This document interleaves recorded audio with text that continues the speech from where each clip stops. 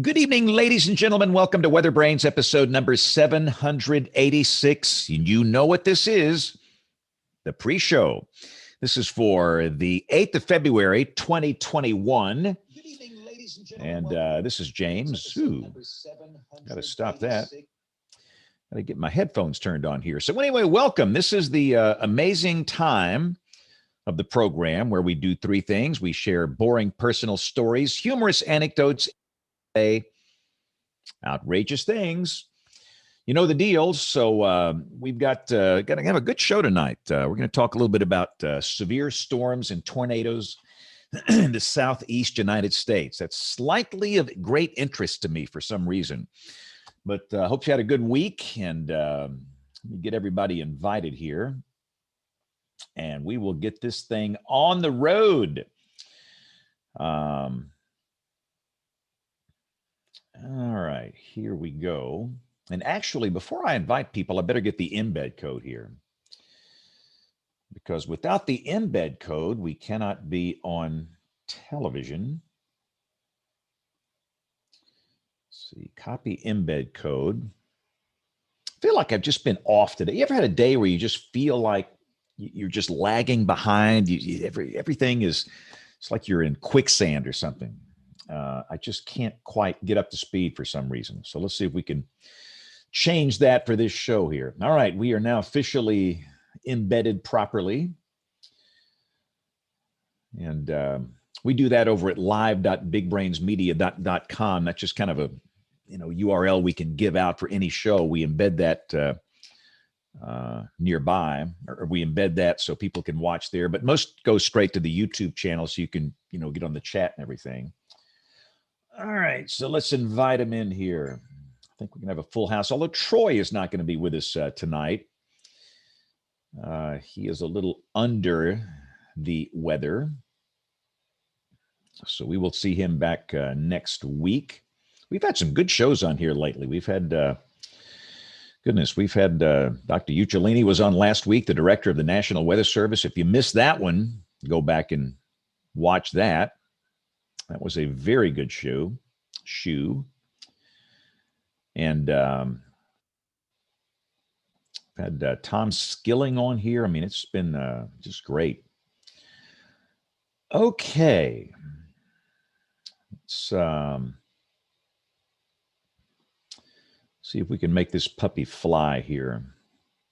Need to adjust my clip a little bit, don't I? I've never been I need to understand all this stuff, the TV stuff. I honestly have never taken a class in television production or any of this stuff. I just do the best I can. There we go. It looks a little better. Okay, 6 minutes to showtime. And here they come.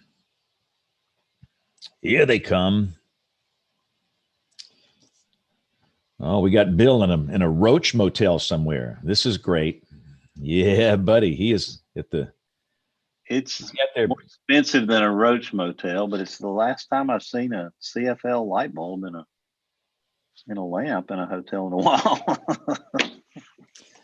So are you at an undisclosed location, or can we announce your location? No, here? It's New Orleans. NOLA. Meeting tomorrow. Always amazing to drive in over the Rigolets and see Lake Pontchartrain and all the famous city, places in New Orleans. It's always fun. But I'm out here by the lake tonight, so I can't see it for the levee, but it's there. I've not been to New Orleans in a while.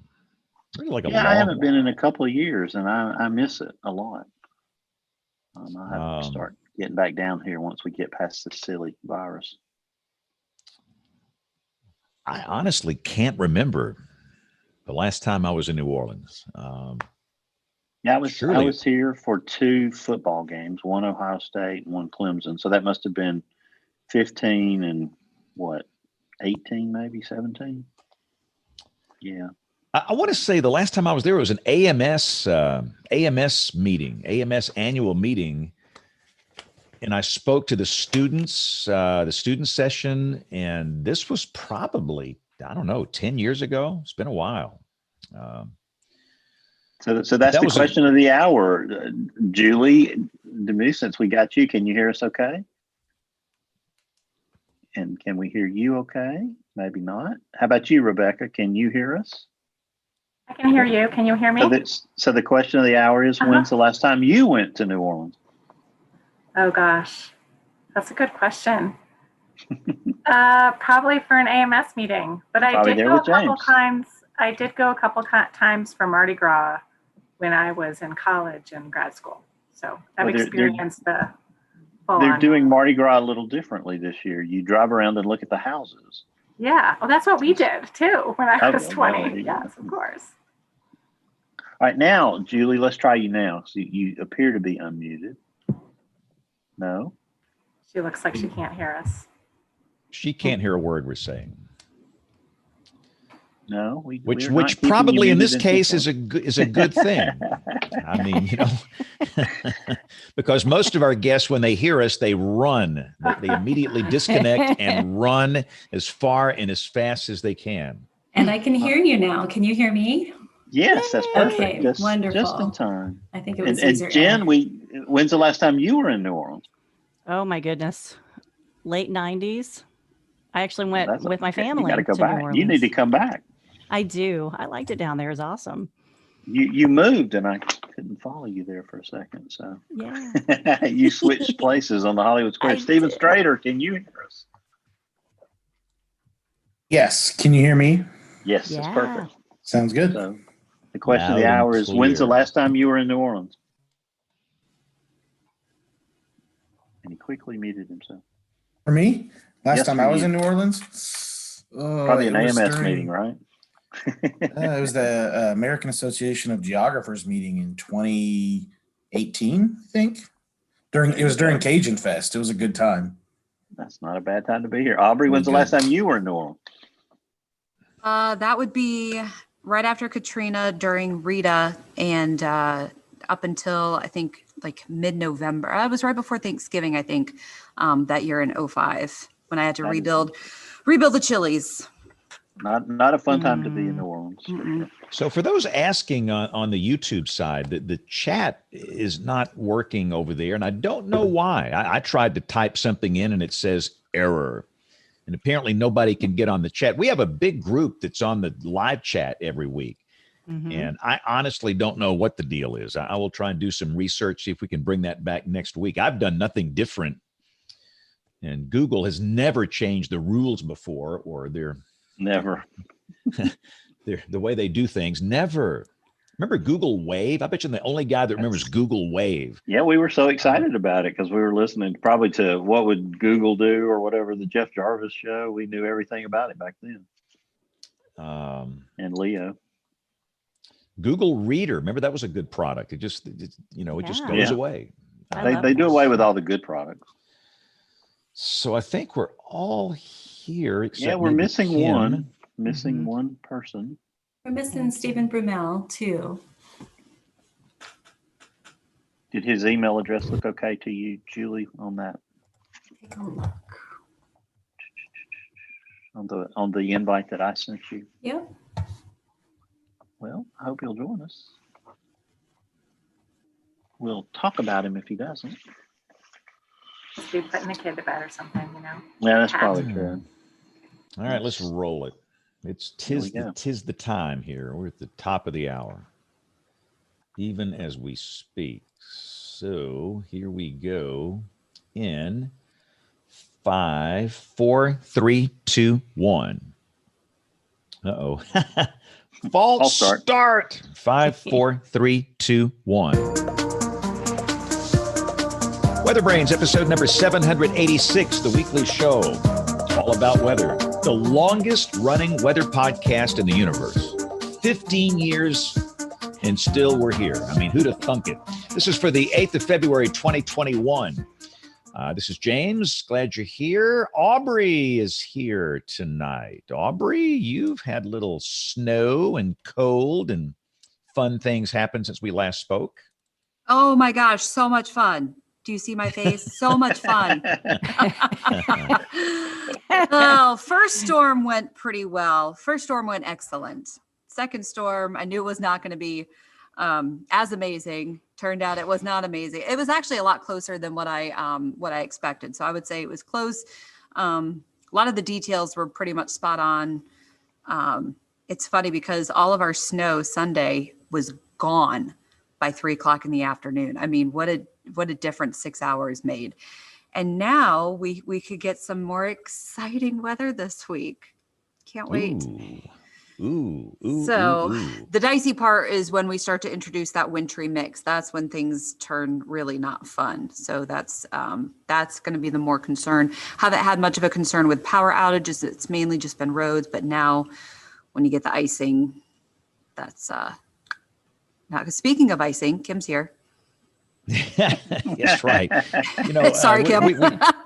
We are all somehow going to be tied into this Arctic air mass at some point, and it's going to be a very interesting week to forecast the weather for a lot of us. But let's see, Jen, what'd you have up in Ohio? How much snow did you wind up with there? This week we've had just little bits here or there. We're supposed to get 2 to 4 tonight. So I'm at our winter weather advisory tonight. And remember last week I was talking about how today's high was going to be 9, and we warmed up into the low 20s today.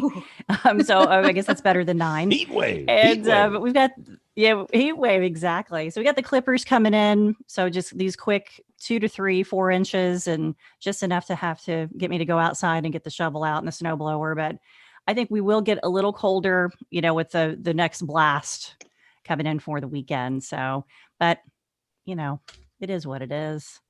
I just snuggle up and do my thing. At least I don't have to go anywhere because I work here. So that's a good thing. That's our first show title, Snuggle Up and Do My Thing, is a show title for tonight. I've never had a show title. Yay! The bar is set high.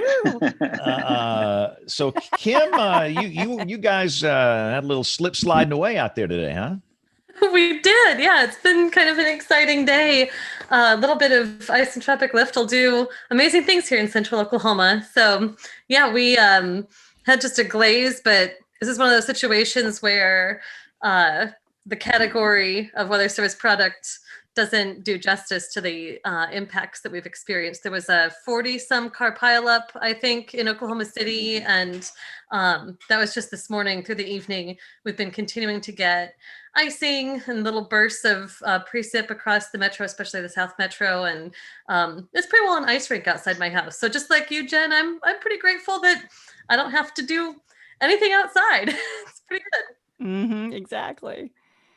We down here again. We'll do the weather roundup here in just a little bit, but goodness gracious! So where we are down here at this latitude, the Interstate 20 corridor down here, the cold air by the time it reaches us, it is so shallow that typically your global models don't have the resolution to handle that 5 days in advance, and accordingly, the spread is just wild. You've literally got a 60-degree spread. In some of the guidance down here for the weekend, we might be at 1 degree, we might be at 45 degrees, Saturday morning or Sunday morning. It's a nightmare, total nightmare, but it is what it is. But Bill Murray, Nate, the bearded wonder, did he just join us here? He did. Hello, Nate. Hello, come in, Nate. Can you hear us? I can. Can you hear me? Yes, we can. See friends loud and clear. Familiar faces. I love it. Yeah, buddy, so Bill, let's bring our guest on here. We got a good show tonight. I can't wait to get into this. Yeah, James, talking about that, I forecast for Sunday, and I think I was holding in the low 40s, but there was GFS guidance that said the high might be 24, and then turned around on the 18Z run, and it was 68 for next Sunday. So I don't quite know how to resolve that. So I guess didn't we talk about that with Jeff Craven wants to talk with you, Bill? Yeah. Take the mean and hope for the best and see what happens. That probabilistic, baby. Anybody. Probabilistic. Exactly. Give him a range. But I did hear a good song on the way down here, James. That made me think of you. "Summer" by War, and a 1976 hit. Now, that was a great. It was kind of a stiff. Now, that didn't get a lot of airplay, but I thought that was a great song. But I remember I love that song. Fabulous, and I was feeling it when I was thinking about highs in the 20s. So that was good. Yeah. But yeah, we probably have more firepower on the show tonight than we've had in a long time, and we've had some great guests. But tonight's first guest, WeatherBrains, is Senior Scientist, Deputy Director of the Mesoscale and Microscale Meteorology Laboratory at the National Center for Atmospheric Research in Boulder. Rebecca Morse, welcome to WeatherBrains. Thank you. Thanks for having me. Well, I'm so glad we got you on here tonight. You have the pole position right now for the best Zoom background. So we need to know if that's really you looking out your window. I imagine it's not at this hour, but or if that's I'm in my basement. I have kids upstairs, so this is where they won't come find me. If they appear, they'll be like little ghosts. Well, but you're talking about the spread and the temperature. That's like every day in Colorado. It could be 15, it could be 70, it could be both. There you go. Well, you got to love it. So, but we're so glad you're here tonight. So thank you for joining us. And tonight's second guest, WeatherBrains, a research scientist at the National Centers for Atmospheric Research in the same lab with the Weather Risk and Decision in Society Research Group. Julie DeMuth, welcome to WeatherBrains. Thank you. It's so good to be back. It's been a long time since I was last on. It has been too long. And yes, you were remembering when you were here for one of the tornado sessions, and I can't remember what year that was, probably 2012 or 13, 20, yeah. And you remembered all of us going to the Indian restaurant. That was amazing. Yes, you inspired me. So when we emailed on Friday, then we went and got local Indian food, but it wasn't nearly as good. So I think I was just hopeful to be back there and have that amazing restaurant. Come back anytime and have some more, but we're glad you're with us tonight. Glad you got your microphone and headset worked out there. And speaking of weather, when our front came through yesterday, our temperature dropped almost 30 degrees. It was in the 50s, and then we were down to the teens by the time that the Super Bowl was at halftime. So we did get it all yesterday. It was fun. So there's our first Super Bowl reference, James. I thought about JB during the halftime show. I don't think he could have had too many bad things to say about the musical guest. See, everybody hated that show. I thought the halftime show was great. I mean, I thought it was outstanding, and everybody just hates on this guy. I mean, no matter who's doing it, they're going to hate on him. The only weird thing were the jock strap things that those guys had on their head. That made no sense. But I thought the weekend was really good. So I agree. I thought it was fantastic. I thought the audio coming through the TV just did not sound good, and it obviously was not his fault, and I don't know if they just had the background music up too loud and his main vocals down, but I thought he sounded fantastic. In my household, we agreed. Yeah, we did too. I guess some people didn't like that he was Canadian or something. I'm not sure about that, but what's the problem with that? So I'm not sure. But anyway, that was pretty funny. But I thought JB would have actually probably approved of that guy. But tonight's third guest, WeatherBrain, associate professor at Carnegie Mellon University, has his PhD in quantitative psychology. Stephen Brumell, welcome to the show. All right, thanks for having me. Now, you three wrote a tremendous paper, a psychological investigation of the perceived tornado likelihood in the southeast United States, and you had our attention at that point. So we want to talk about that paper in detail. So hang on just a minute, we'll get to that. But our final guest, WeatherBrain, is an assistant professor in the Department of Geography and the Environment at Villanova. His appearances are becoming sort of an annual spring occurrence on WeatherBrains. Stephen Strader, welcome back to the show. Yeah, thanks for having me. I appreciate it. It's always good to be back, and kind of one of those difficult things. Every time I talk, I always have to talk about how people die and how people are hurt. But at the same time, I think it's worthwhile. So thanks again. Well, the goal is to stop that and mitigate that as much as we can. So that's why we have you here. But I had to ask you about the basketball team at Villanova. I hear they're going to be pretty good this year, huh? Yeah, they're good. We don't see them much because every campus is basically on lockdown. But yeah, I wish we could go see some games, but everything's kind of hidden behind closed doors for us.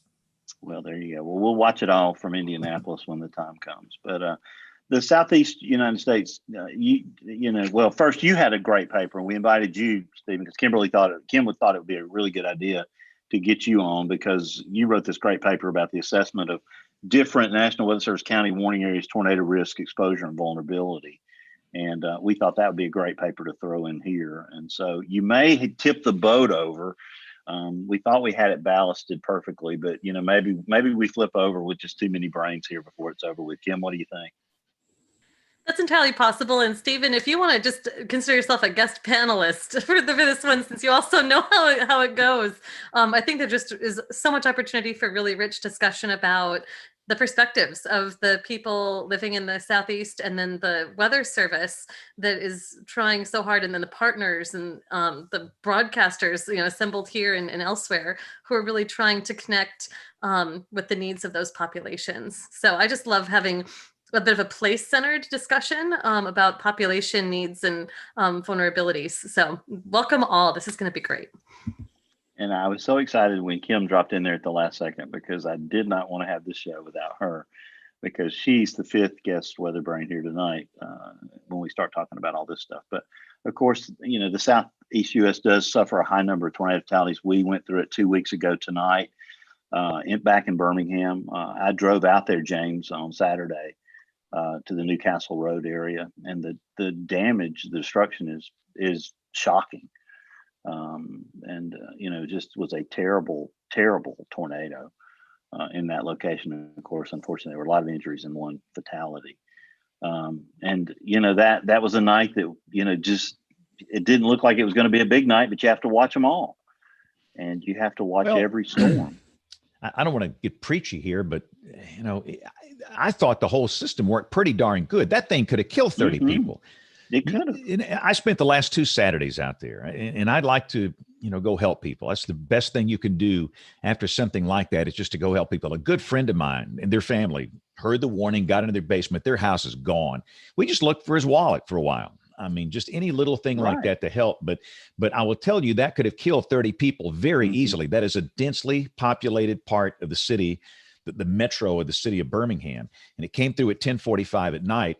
The tornado watch was in effect about 4.5 hours before it happened. The warning lead time, 8 to 10 minutes. That's not a lot of time, but let me tell you what, I don't think a warning would have been issued for that storm 10 years ago. With the advances in our understanding of severe local convective storms, the technology we have, the Weather Service put out an excellent warning. It was disseminated in a proper way, and a lot of people heard it and they did something. I met a lot of people this past Saturday. And again, I don't want to get into it now, but we'll talk about it as we go. But that was a case where it was tragic. The 14-year-old child that lost his life, tragic. But it could have been 30 people. So, hats off to everybody, researchers, NOAA, private sector, everybody involved in the warning process that night. It was pretty darn good. Well, we record Jimmy Kimmel every night, and just happened to see you because we always get treated to you showing pictures and a little brief forecast right before we go into the show, because it picks up a couple of minutes early. And I got to follow you and Taylor's coverage that night, and I thought it was superior. So y'all were right on track and right on time. So that was really good. But Stephen, Julie, Rebecca, you studied how people in the Southeast and the Great Plains perceive their tornado risk. Talk about why it's important to study that understanding of people's risk for just a second. And I'm just going to kind of throw it out there, and I'm going to make Julie make her the quarterback among the group here, or she can punt to Stephen or whatever she wants to do. I was going to say, I think I can definitely answer that, but I would love to give this opportunity to Stephen, since he really envisioned the study, to talk a little bit so that he can bring in sort of his theoretical and disciplinary angle on this. So Stephen, you want to kick us off, and then Rebecca and I can add to it? Sure. I mean, I can answer better kind of why I thought that it was important to study. But I was lucky enough to get involved in this Vortex Southeast program that Julia and Rebecca are a part of. And I joined a couple of meetings and was just listening to what everybody was talking about. And I had to learn a lot about what the Southeast was even dealing with. And this was one question that I had, was just, how aware people were of when things happened, like what time of day things happened, because a lot of decisions can be made well before a tornado would strike. And if you're not even aware that you should have made a decision early on, then it doesn't really matter how good the warning was, because you've put yourself in an incredibly vulnerable position. So that was the most interesting part for me, was just trying to figure out how deep the knowledge went in terms of whether people knew when tornadoes would happen. Yeah, and I think to add to that, I really appreciate that Stephen and Gabrielle wanted to ask these fundamental questions. I think a lot of times we underappreciate how we don't have the answers to these really fundamental questions, right? What do people understand about the risk of tornadoes throughout a year, or throughout a day, or from different storm system types like Stephen and Gabrielle helped us look at?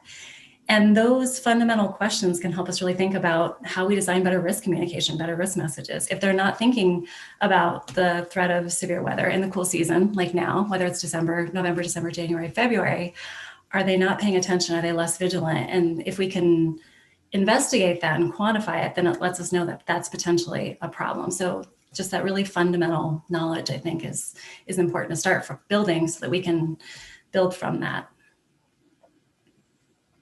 Oh, Rebecca, you're muted. Yeah, thanks.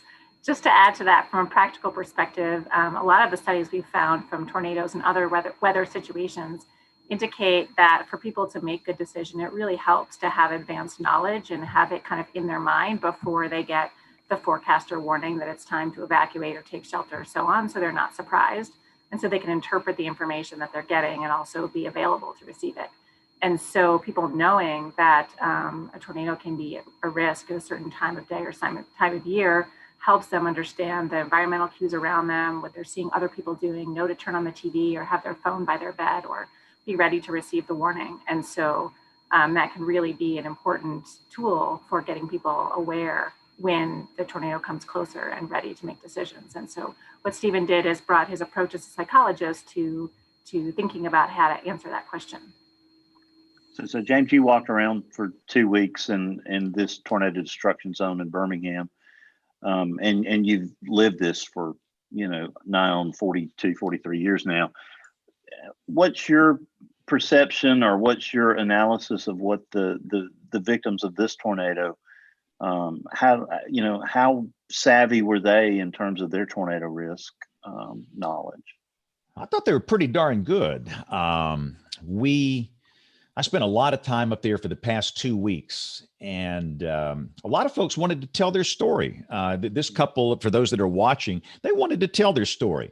They were in the bedroom of their house and watching the late news, and the warning came out as the late newscasts were ending in the market, and I think everybody just stayed on the air, and they watched. They saw that they were in the path. They had a plan. And they knew where they were going, and they got in that little hallway in the center of this house, and they survived. And I heard that over and over and over. Now, were there some that didn't get the warning? Yeah. But I think I was very pleased. And you never know what you're going to hear when you go into these places, but everybody wants to talk. Everybody wants to tell their stories. So I think people were aware that severe weather was a possibility that night. And I think most people understood that this stuff happens in the cold season here. This is not an anomaly. This is not unusual. In fact, I've changed my tune. Years ago, I used to say, listen, we have 2 tornado seasons down here in the Deep South. We have one in November, December, then we have one in March, April, May. That's not right. If you look at the number of tornado occurrences in January and February, why do you leave these months out? That makes no sense. So my statement now, our tornado season runs from November through May. That's it. And you got to be ready the whole time. So the bottom line is, Bill, I was quite frankly surprised at how the warning was received and people responded to the warning. And again, it's a social science thing, which is what we're talking about tonight. But I was very pleasantly surprised at how effective the warning was that night. James, quick question for you. Did you talk to the people that maybe you said didn't get the warning? Did you ask them why they didn't get the warning? Were they not listening to the phone? Did they not have a NOAA weather radio? For the ones that didn't get the warning, in almost every instance, in almost every single instance, I never heard the siren. And it goes back to this siren mentality thing that we have in this country. I don't know what it is. People think they're sexy. They love them. They honestly believe with all their heart in a raging storm, in a messy convective situation, at 10:45 at night, they're going to hear some World War II air raid siren in their house. So we have to do a better job of, getting weather radios in every house. And we had a WEA failure. That was the other big thing. My phone didn't go off. So every carrier, every one of them, no wireless emergency alert message was pushed. And that was a problem. But despite that, we only had one person that was killed. And so the whole thing was a successful event to me. The WEA thing is just an example of why you've got to have 2 ways of getting warnings. And your other way is your weather radio. And I'd say, goodness, a lot of people did have one up there. I mean, the notes that I received after that from people that heard the warning, whether it was a weather radio or television or whatever, was just really amazing. So I was very pleased with the warning process that night. It's really interesting that you have that that sense that most people were really aware. Did you get a sense from where they were getting information from? Had they been aware that there could have been severe weather before the event even started, and they were just sort of keeping tabs on things like TV, or did you see how that played out? I think, Kim, the evening newscast, we caught it early in the morning. No, early in the morning that day, it looked like we got some thunderstorms, and there might be a little rotating updraft somewhere, but it didn't look like we'd have a tornado. But by the middle of the day, the 12Z data came back, and the cams, the instability was a whole lot higher. The shear is always there. It's your typical cold season system. Low Cape, high shear. Everybody knows it. But the Cape was really coming up.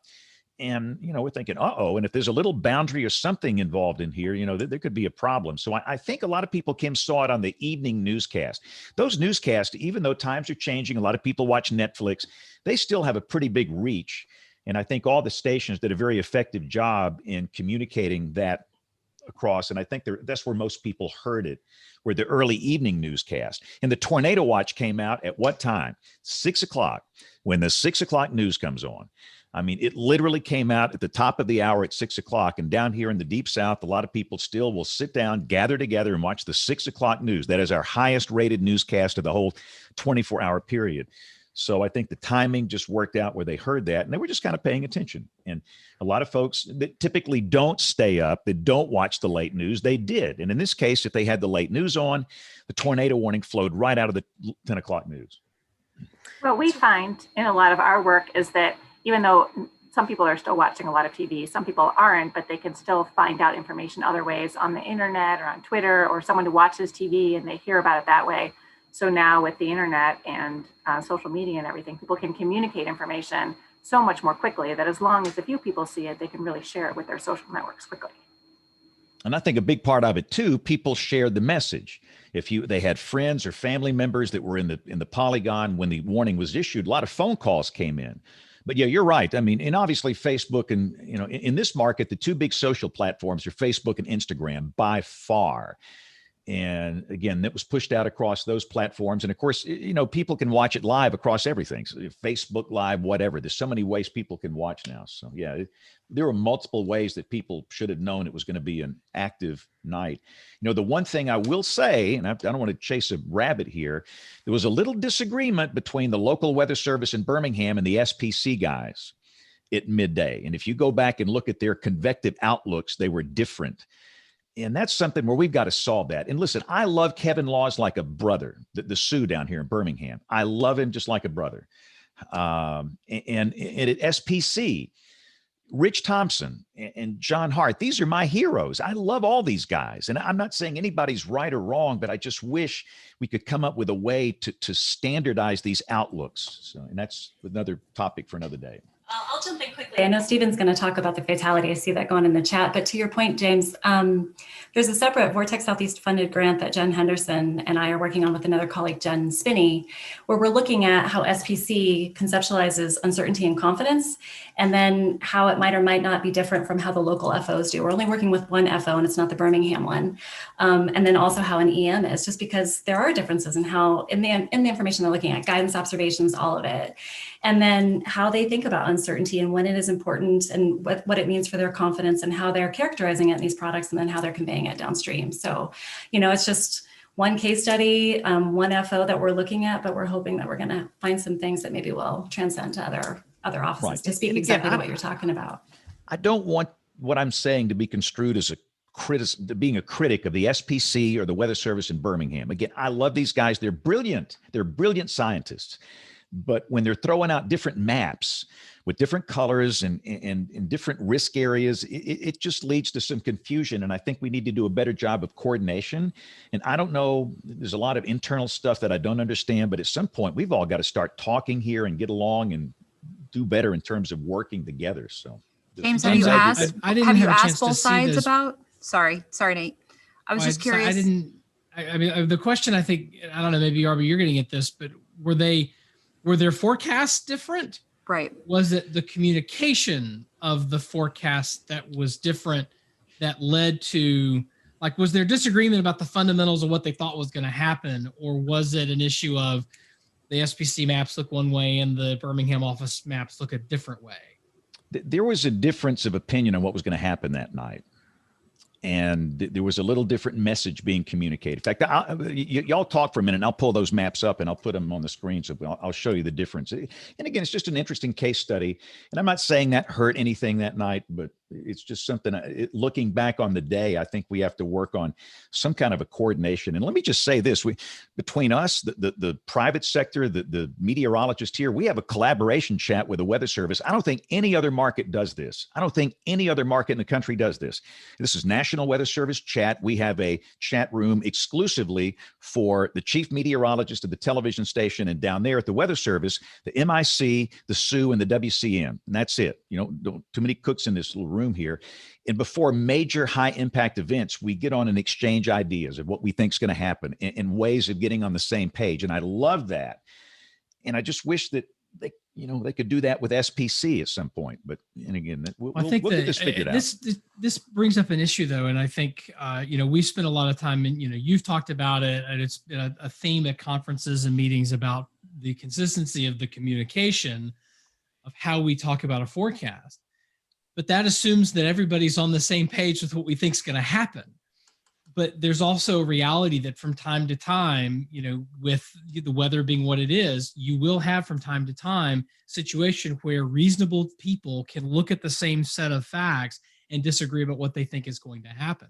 And that's sort of a different layer of uncertainty that I think we sort of don't address, that we need to. It's, we sort of assume that everybody's on the same page and it's a communication problem. This is just a different layer of that communication problem, a different layer of that uncertainty. And I think you're right in the sense that we need to figure out how to do that. I mean, what is it the local office, their opinion carries because they're closer to it? Should it be the national center because they're the ones that deal with it all the time?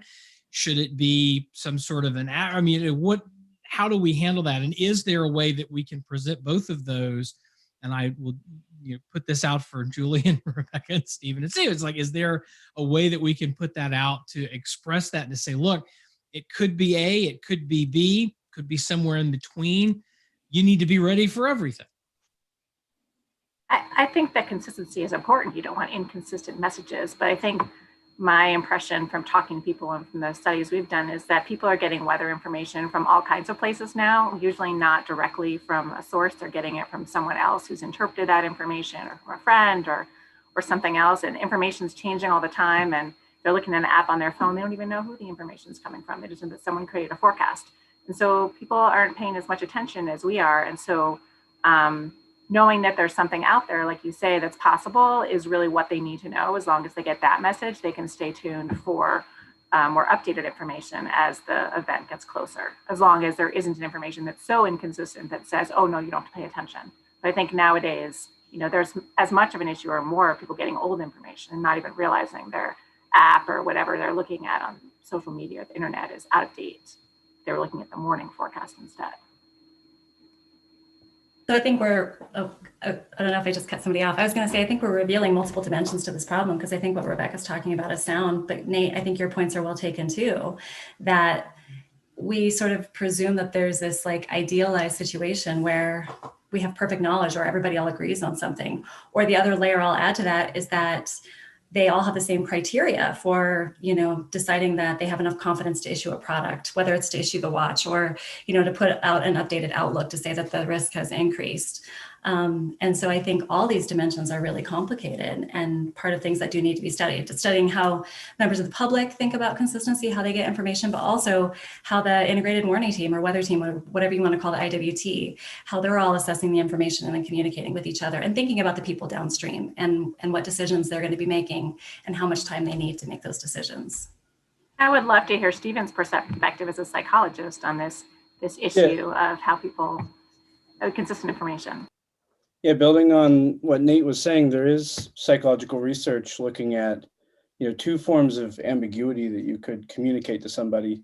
One is that two things disagree with each other, and the other is that it could just be a range of different things. And even psychological studies that equate how uncertain they both are, people who receive the disagreeing statements usually feel more uncertain than people who see the range of possible answers that it could be.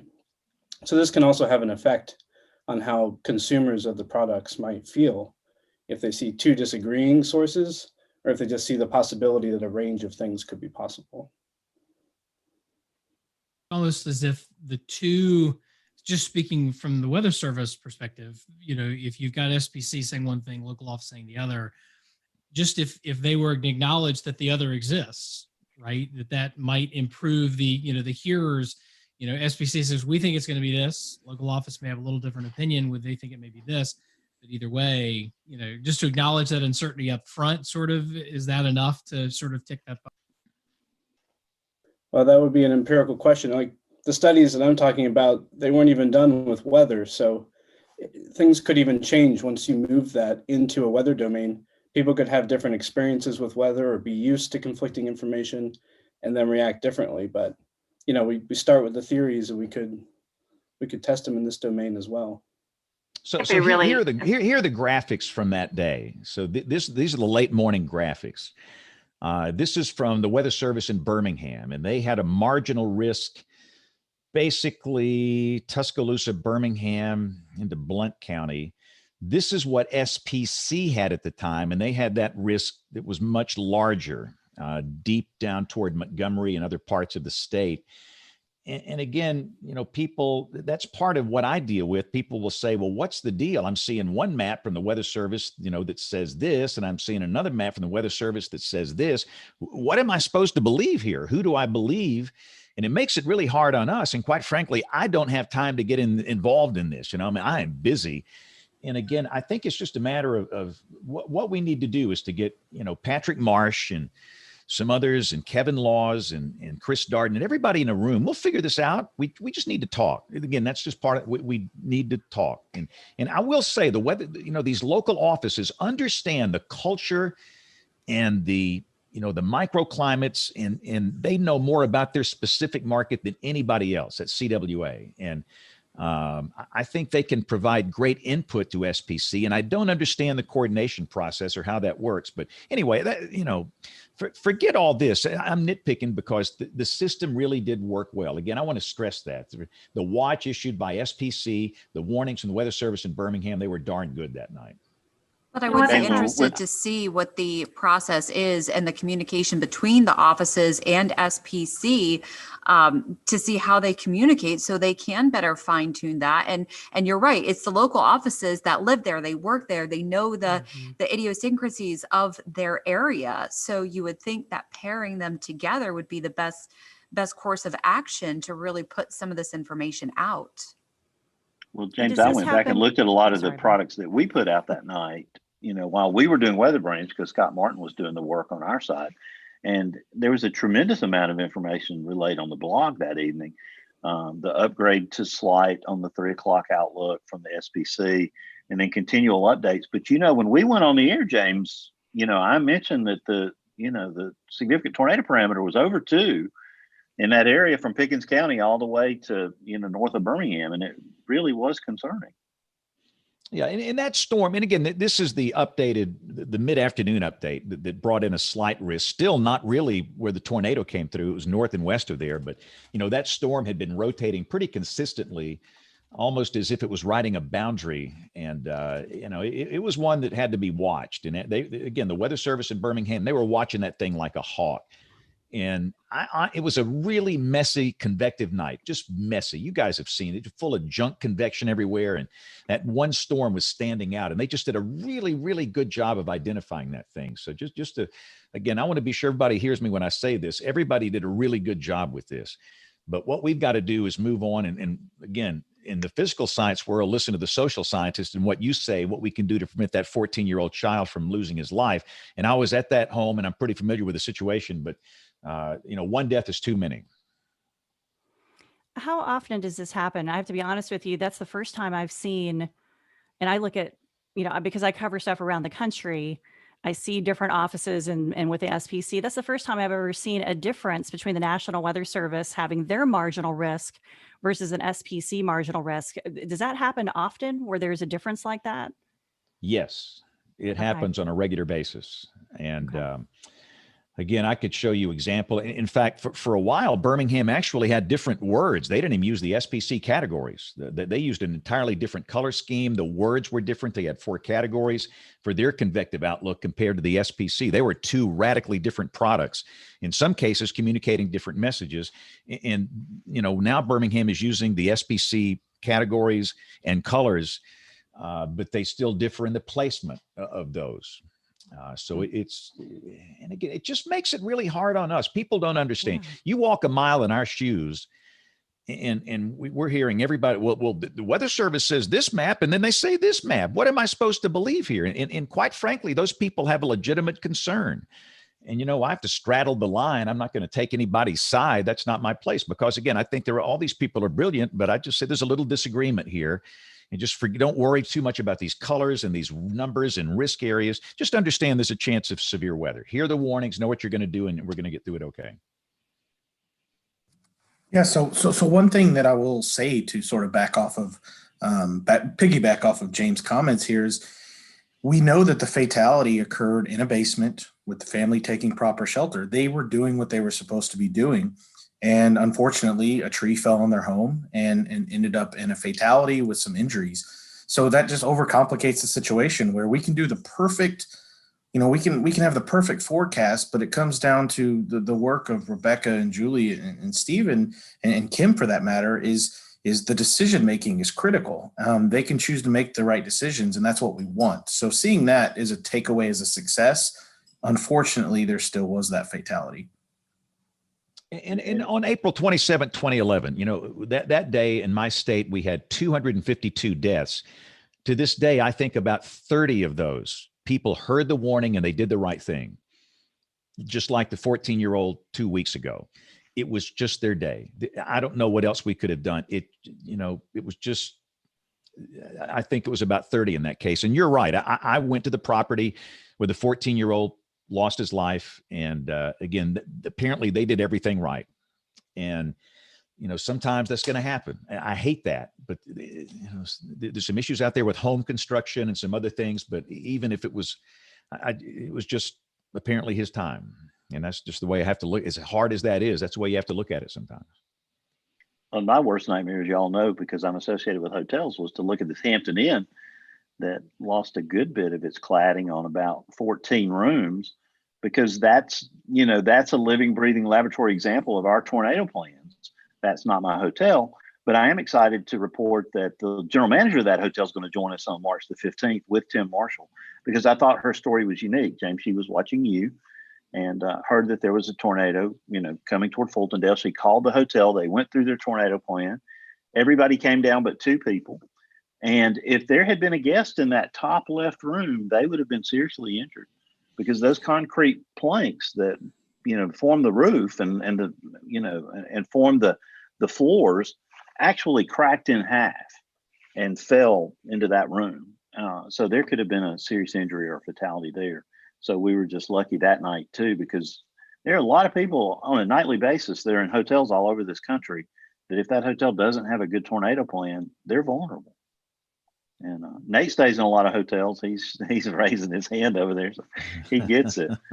You describe an inn room, and there's a hotel that I stay in from time to time when I visit one of our markets back in the before times. And there's a particular room at the end of the hall on the top floor. And I now that you can pick your room on the app, I pick it. And what you're describing is like, oh, I've stayed in a room very similar to that in a different hotel in the past. I'm like, okay, I'm going to look at all that more suspiciously now. Well, and all hotels are not created equal. This hotel is called Block and Plank, and every third room has concrete block.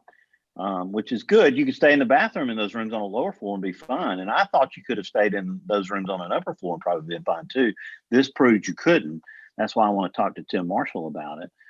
But at the same time, if that hotel were made out of wood, James, and a lot of them are in that genre, you could have lost the entire top floor of that hotel conceivably, even though the tornado was at EF2 at that point. So that's something we've really got to think about, I think.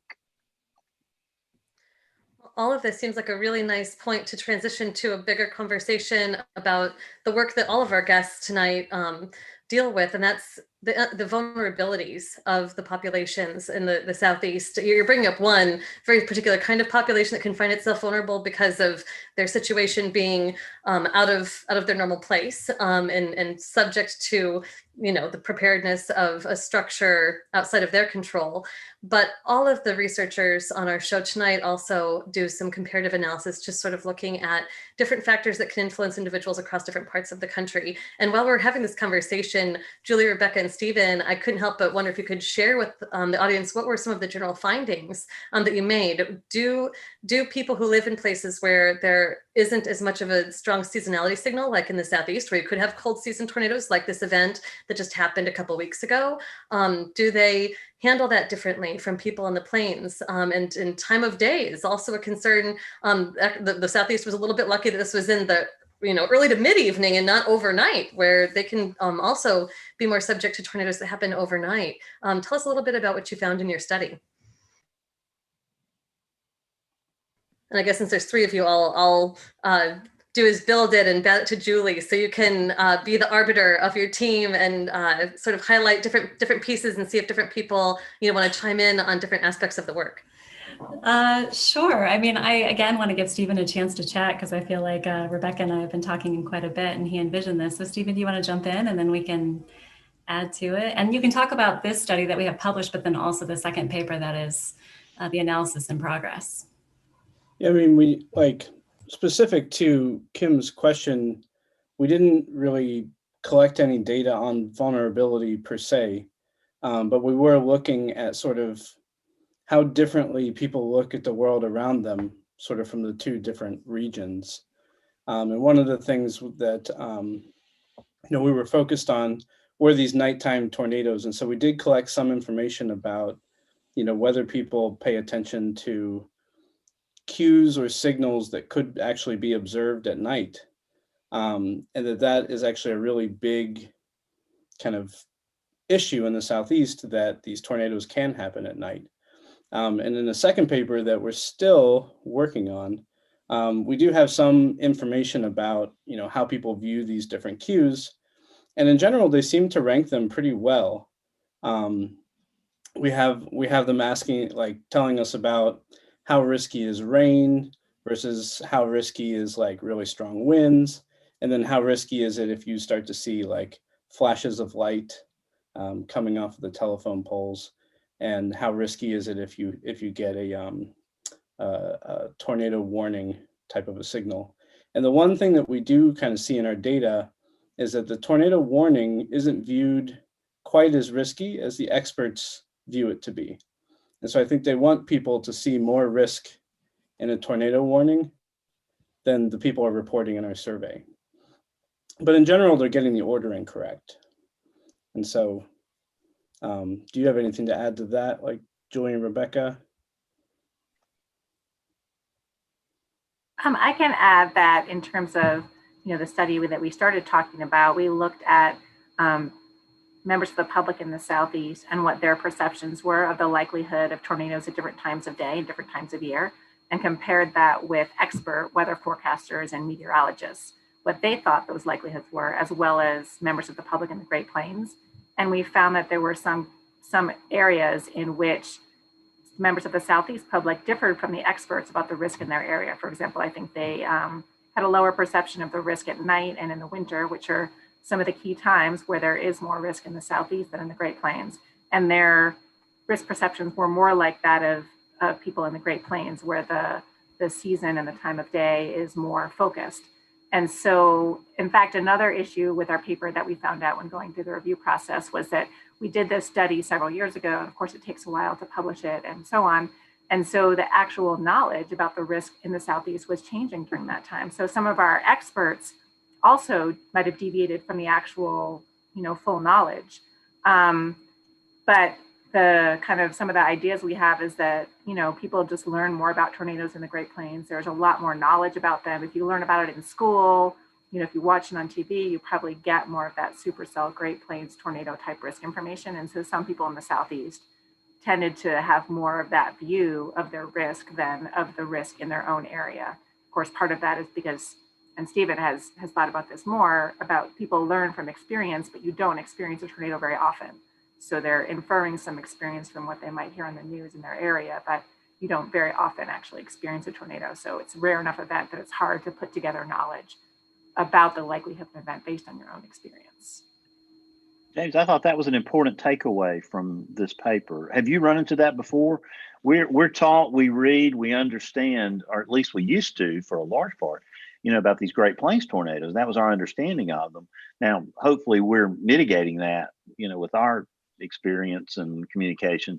But have you run into that before? Have you ever thought about that fact that most tornado learning kind of came out of these Great Plains storms? Well, yeah, I think there's no doubt the national media and, all the tornado chaser shows and all this stuff, it's going to be the Great Plains, because tornadoes in the Deep South aren't sexy. They're just not. They're rain wrapped. Most of them happen at night, and you can't do what you can do in the Great Plains. So I think there's a perception nationally that that's where tornadoes always happen. Oklahoma and Kansas and these states. And but down here, I think we've been through a lot, and I think people know there's a risk. I think I clearly think we need to do a better job of explaining the risk in this time of the year, January, February. I look back on Christina Heichelbeck's death, January 23rd of 2012. Tornado came through Center Point and Clay at 4 a.m. All of these events, the names, and it's all etched in my mind. When I was a kid, the 1975 tornado in Pell City on the 10th of January. We got no business leaving out January and February when it comes to tornado season. This is tornado season. So we have to do a better job of that. And there's no doubt about that. I also think it just is interesting I think this is exactly why there's a Vortex Southeast effort that is funded by NOAA, is we didn't recognize that we needed to give some attention to the Southeast. And, for me, I don't know, I'd be interested to know what everybody else thinks, but I tend to think that it was Walker's paper. What year was that? 2007, 2008, where he really looked at 2007. Is that right, Stephen? Yeah. So where he really looked at fatalities due to tornadoes and showed that there was this, more fatalities in the Southeast versus in the Plains, which is probably a lot of the traditional schema or idea that we all had. And then you couple that with these big events like Super Tuesday in 2008 and then 2011, of course. And so it just shifts our attention and makes us realize that there's a lot of meteorological, climatological information that we don't know, or these assumptions that we're making. Maybe we are appropriating kind of what the model looks like in the Great Plains and applying it to the Southeast. And, there's so much fantastic atmospheric science research that's coming out that's really looking at climatologies of QLCS tornadoes, of Southeast tornadoes, of, time of day, time of year, when are they deadliest? And I think it's just a reminder that there's atmospheric science knowledge that we don't have, and what is the parameter space of those deadly tornadoes or of all the tornadoes, and that we need to be actively working on that at the same time that we try to understand how members of the public or any other end users are assessing their risk and trying to decide what to do.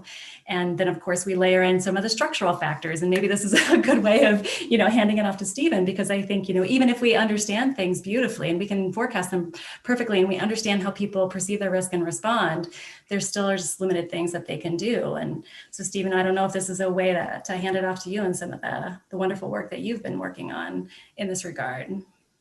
Yeah, I think what we've really tried to do, Walker Ashley at Northern Illinois University, what we've tried to do is continue a lot of that work he's done in the Southeast and dive in a little bit deeper.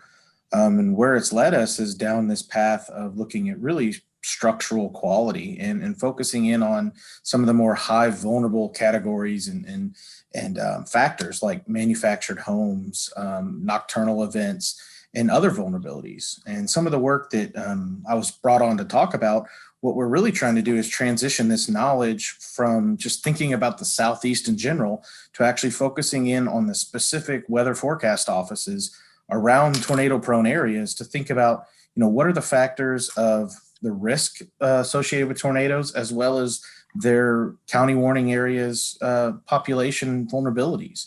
Are there more Latinx populations? Are there populations with lower educational attainment? These are all factors that what we're trying to do is turn a lot of atmospheric scientists and meteorologists who are focused on the weather to think a little bit about the people that they're forecasting for, which I think is critical to actually starting to develop mitigation activities that reduce the impacts of these events, whether it be tornadoes or tropical storms. This applies to all atmospheric hazards for that matter. Preach on, brother. Preach on. Good, so Stephen Brumell, I wanted to ask you a question. I'm going to put it in terms of Big Ten versus SEC because we understand that around here. How did the Southeast do versus the Great Plains in terms of comparing to the experts? And I don't mean that in air quotes, but your definition of weather experts. Who did better? Well, so we can't exactly do a completely fair comparison because we only did a survey of the Southeast experts. So we could only compare the Southeast to the Southeast experts. We didn't have a Great Plains group of experts to compare the Great Plains to. So I can't say that one did better than the other. But I would say that the distribution from both groups looked surprisingly similar to me, given everything that we're talking about how different those two regions are. They both indicated, and this is on average across the two regions, that the summer and the spring were very primary tornado time. And they both indicated that the winter and fall were not a primary tornado time. But I also think that this may correspond with when people have storms at the same time. I've been doing some extra research sort of since we wrote that paper, trying to figure out when storms occur and how correlated people's judgments that they gave us about tornadoes are to just storms in general. Because I think people may equate severe weather with tornadoes, but there may be two different processes that are turning some storms in the winter into tornadoes, even though there may be more storms in the summer or something like that. So this is some of the psychological kind of elements that I think could be at play, but would require some more research. So Stephen Strader, you're going to talk about the work that you did, about shelters in Alabama. Talk about that for a second. Yeah. And then I want to come back and talk about your CWA study, because I think it's really important and mainly why we asked you to be here tonight, although you're just doing a great job as a panelist. So, jump in. No, I think to sort of piggybacking off of Stephen's work and Julie and Rebecca is, one of the things that we think about is transitioning from their perception of the threats to actually taking action. And what we know is that there's a lot of conflicting information out there about particularly where you need to go if you're in a manufactured home. And we've gotten better at telling them they need to get out, right? And they can't wait till the warning. It's too late at that point. So what we did is a study a few years ago, and I talked about this a little bit last time I was on WeatherBrains, but what we found was there's a big problem with saying you need to go to a shelter. You need to get out of your manufactured home and go to a community designated tornado shelter. Because what we find is that most of these manufactured homes, particularly in the South, are in rural areas, further away from these urban centers, and they have 20-minute drives to these shelters. So if you're talking about a tornado lead time of 13 minutes or 15 minutes at best, they're already 5 minutes late to get to that shelter. And then if it's happening at night, there's really, and Stephen can talk a lot about this too, and so can everybody else, is there's a fight or flight mechanism that kicks in where they're sort of like, I don't want to drive into the tornado, so they take their chances with staying in their manufactured home. So what we've been able to do is really look at sort of where these individuals need to go versus what their abilities are to get there. And it's not a good situation. There's not really many places for them to go with enough time. So Stephen, Stephen Strader, you did a study about different CWAs around the country, and talk about your methodology for a minute and some of the most important takeaways that you think your paper showed. Yeah, I mean, I won't sit here and tell you that my paper is completely novel. I mean, we've had a lot of these ideas for a long time. We know, this panel is a perfect example of where the Southeast, we know there's a lot of vulnerable populations. But what we haven't done yet, and what my paper focused on, was translating that to National Weather Service employees and having them think about the populations they're responsible for. And what we do know from work that most people on this panel have done is that when we think about what causes a tornado disaster, we're really thinking about risk, the climatological risk the odds of a tornado occurring. And we're also thinking about the vulnerabilities that that's interacting with. And of course, that involves exposure as well. So who is actually in the path of these events? So what we were able to do is break down the country into sort of 4 sectors: the Midwest, the Southeast, the Northern Plains, and the Southern Plains, and look at individual vulnerability factors. And one of the things that we found was places like Jackson, Mississippi is probably the most fatality or disaster prone county warning area for a number of reasons. Has a high risk, especially with nocturnal events, long track, violent tornado events, and it has a very high poverty rate and high manufactured housing rate or density. We also know that there's some what I would call CWAs out there that are sleepers, like Jackson, Kentucky. Not a very high tornado risk, but when a tornado does occur, there's a very good chance that it's going to lead to a fatality because you have a lot of people without vehicles. You have a lot of people that live in manufactured housing. You have high, fast tornado speeds, translational speeds across the ground. You have nocturnal events, and you have really high poverty rates. And we think of that as, moonshine country or Appalachia. So there's a lot of little details that we can pass to the National Weather Service employees and say, before and after events, you can reach these individuals. You can create educational outreach programs. During the event, it's a little tough because you're so busy putting out the warnings. And after the event, we can work with emergency managers and say, hey, look, here's the individuals you need to learn how to focus on when you're doing response and recovery. So we really tried to break this down in a very simplistic way so we can build on it in the future and say, hey, Davenport, Iowa, this is who you need to be concerned about. Hey, whatever your favorite tornado-prone county warning area is. I think that's a great point, Stephen, and it's something that we've been talking about a lot as researchers with my colleagues, as well as in the Vortex Southeast community, how important it is not just to build knowledge, but to build knowledge and to use that in ways that can really help people take actions that can mitigate the loss of life and damage. So not just to understand things, but to understand them in a way that can really help the situation and work with practitioners in ways that do that. And that's why it's so great to be on here with people who communicate weather risk and so on. I will say that a big portion of this, and to give credit where credit is due, National Weather Service employees and forecasters, they're really part of my goal of my project or my paper was to confirm their beliefs or confirm their suspicions. I don't need to go tell Birmingham Weather Forecast Office that they need to be worried about manufactured homes.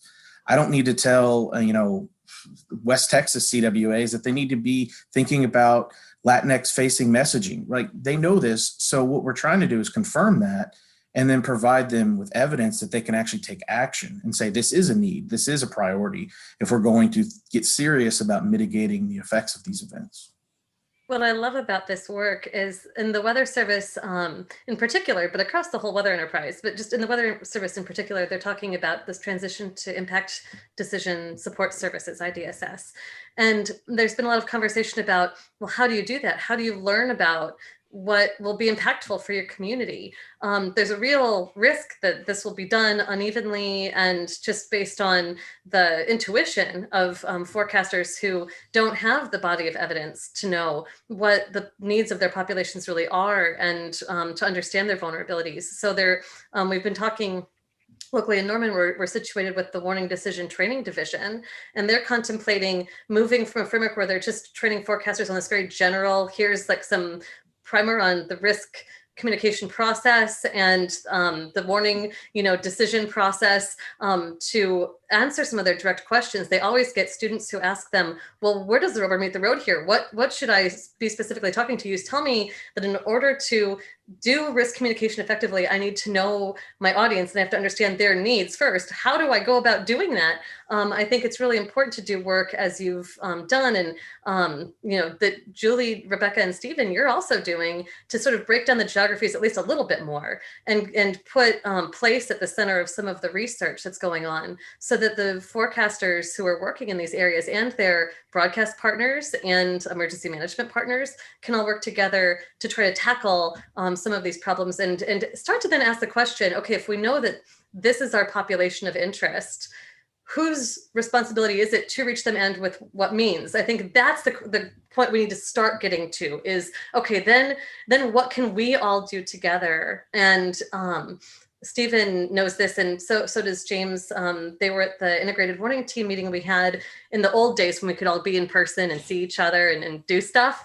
But I was on a grant led by Stephen Strader, where one of the questions I was asking was, we know people living in mobile and manufactured housing are really, really vulnerable. I asked people in the broadcast sector, emergency management, and the National Weather Service about the Lee County tornado that happened in March of 2019.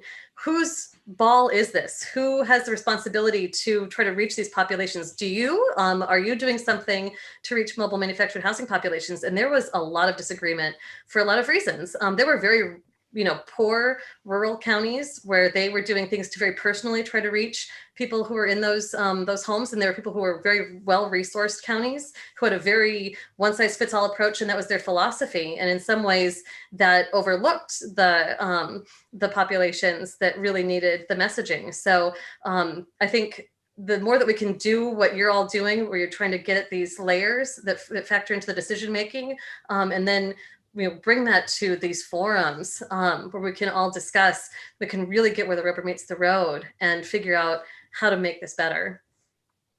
That's a great point, Kim. And you talked about whose responsibility is it and how to reach people that need to be reached. And then there's also what information do they need to be reached with. And I think in the weather community, we often assume that people just need to know that there is a risk and then they'll take action. But we've found this in our own work, and there's risk communication theories and other things that really indicate the importance of people not only knowing there's a risk, but knowing what they can do about that and thinking that it's going to be effective. And when you're thinking about different kinds of populations with different views about their own personal agency, religiosity, they might have disabilities, they might be sort of marginalized in other ways, or have experiences where, as James mentioned earlier, there's been a big tornado and they feel like there's nothing they can do if it happens to them, then that is also going to reduce the likelihood that they will take action. And so really it's the importance of the different kinds of information that are getting communicate effectively with different kind of people to help them do what they need to do when it's time. So Stephen Strader, there are 4 outcomes in a tornado warning situation. There could be a null case where nothing happens and there's no warning, that's good. Or there's a hit where there's a warning and one hits, and that's good. Then the other 2, the unwarned and the false alarm situation. Talk about what your data showed and what were some of the interesting findings in relation to the warning process and those outcomes. Yeah, so my work is not nearly as extensive as some of the work that's come out from Harold Brooks and Jimmy Correa and some others out of OU, where they've really focused on sort of looking at climatologies of these types of warning outcomes. What I really wanted to do was relate warning outcomes and unwarned tornado report outcomes to the vulnerability. And what we really highlighted was this focus on the Southeast, but also the coastal Gulf Coast, I should say, along places like Louisiana and Texas, where we have really, 3 or 4 minutes lower warning lead times. We have a greater percentage of unwarned. We're in the process of thinking about a part 2 of this study, thinking about like convective mode. It's probably related to tropical weather. It's related to less organized convection, we would say. And then really taking this and thinking about really framing vulnerability in the sense of, yes, well, if, places that don't necessarily speak English as a first language, if their warning times are much lower, they're going to have a harder time translating the message if there's not available in their native tongue. So what's happening is we're in a situation where we're trying to highlight a lot of factors. I wish we could have gone into more in depth about the climatology of those particular warning outcomes, but I was already yelled at by the editor for going over on word limits. So that'll be for part 2. I'll save that. And Stephen Brumell, I want to ask you and Julie and Rebecca and Kim, I want you to jump in too, because too many people want to confirm a tornado warning by visual cues. I understand going to another source, even though we want you to act immediately, but going to check on visual cues is a really, really bad idea. It puts you in extra danger. It's really difficult in the Southeast. And then talk about too, checking radar apps came up a lot in your research, didn't it, Steve? A lot of people do that. Stephen Brumell? Sorry, yes. I was looking for the unmute button. It's hard to find. Yeah, you think it'd be intuitive. One of the things that came up in our research that that I think is like a future question that I'm really interested in is, we were focused on what people might see around them in the environment, and we didn't have any data that we could really analyze, like the role that radar plays. But I think trying to figure out to what degree people understand radar and use it and look at it, and whether or not what they're even getting from it is accurate, is something that I would be really interested to try and get a survey out on. And so Kim, you did some research in regard to that too, about visual cues, didn't you? A bit.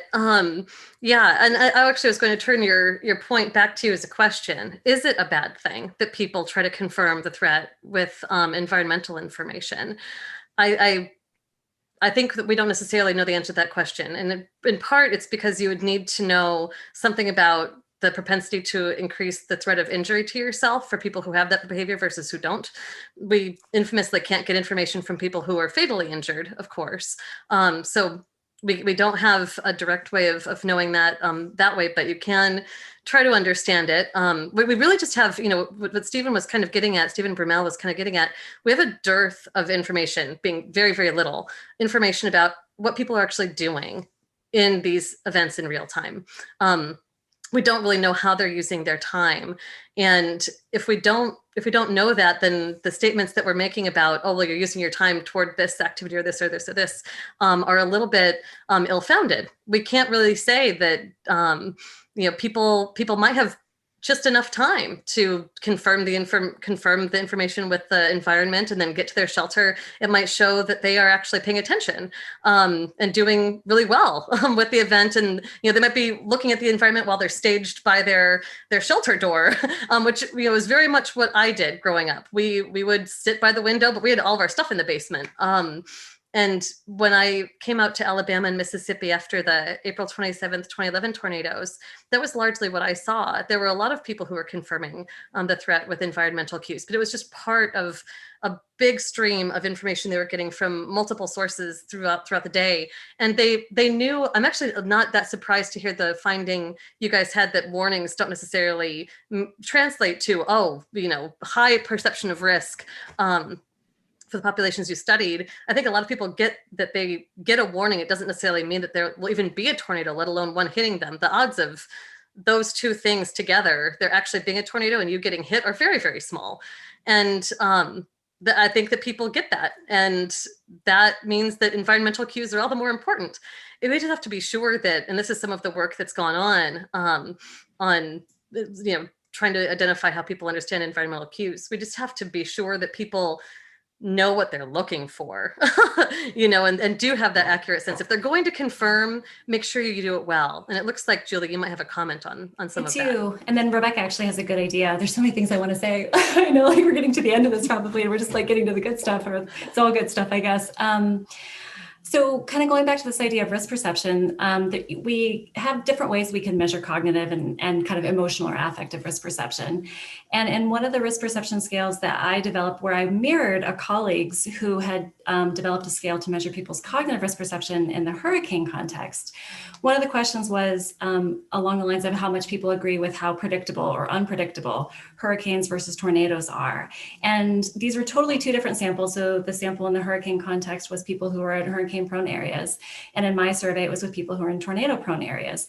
And the one cognitive item that was different when I compared across these two surveys are that people who are familiar with tornadoes and have experienced them think that they're more unpredictable. So I think people have this, they wouldn't use those words. They wouldn't necessarily say that the predictability of tornadoes is limited compared to something like hurricanes, but experientially they know this. So I think that's part of the reason that they actually seek confirmation, that they look for those visual cues, because you can be in a warning and experience nothing, right? And really the footprint of a tornado in a warning is just probably a small percentage of the actual polygon area that's truly affected. And so I think the challenge, and Kim touched on this beautifully, is how do we marry that we know that people are going to do that with making sure that they have time to get to safe shelter. And just to quickly connect back to the radar thing. So this is, just one piece of information. This was an interview that two colleagues and I had done with when after there was a big tornado outbreak in Georgia in the cool season in January 2017. And we interviewed a guy, he lived in a fixed home right near a mobile home park. And he told us about how it was in the middle of the night, nocturnal EF3, very fast translational speed, picking up on something that Stephen was talking about. And he pulled up his radar, and even though he probably doesn't technically understand what the radar means, he knows that certain colors are bad. He knows that red is bad, purple's really bad. He knows to look for the hook. He put on his kind of like the location identifier. So he's like, I can see this moving toward the blue bubble, which is where I am. But he knows where his safe shelter is going to be. So he's standing out there, like, looking at the environmental cues, but he's giving himself enough time to get to his safest shelter that he has available to him. So I think, yeah, I agree with Stephen, it'd be, and Kim, it would be really interesting to do a more kind of large scale study to see to what extent people do understand this and how they're using this kind of information. But I think it all just feeds into these complex ways that people are thinking about the risk, the predictability of it, what they know about it, their past experiences, what they can do. And it's really multidimensional and really complicated and different from event to event, right? Hey, Julie, you're talking about radar stuff. Wasn't that a finding of the Super Tuesday service assessment?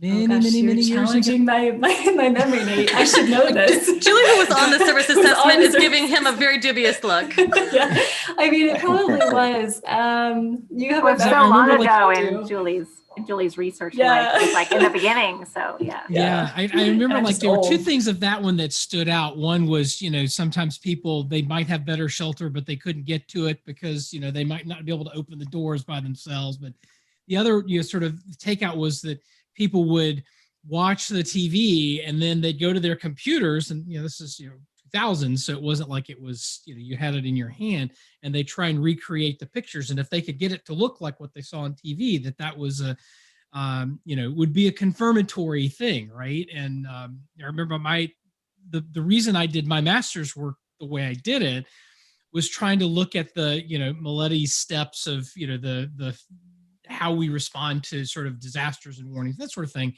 And, trying to figure out, when we coach our meteorologists at our stations, what we're trying to do is trying to short circuit that process. We know that there are things that typically we do. And what we're trying to do is, instead of, sort of making people wait for it, let's just try and tick the boxes over and over and over again as quickly as we can, in hopes that we can get them to the end of that, build up enough, momentum to get them into their shelter place.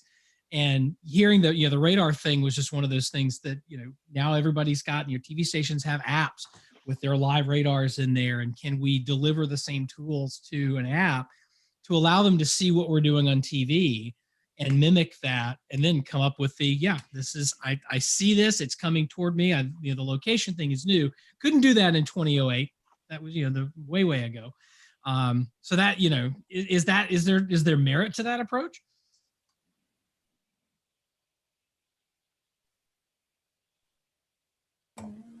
I felt like Rebecca was about to jump in, but I don't know if you were going to jump in with something else. No, go ahead, Julie. So Nate, I guess, are you asking, is there merit to you teaching people, like broadcasters teaching people how to interpret radar? I mean, is that the crux of your question, so that they can maybe more accurately or more quickly? Well, no, I think the idea is sort of more broad, right? Is it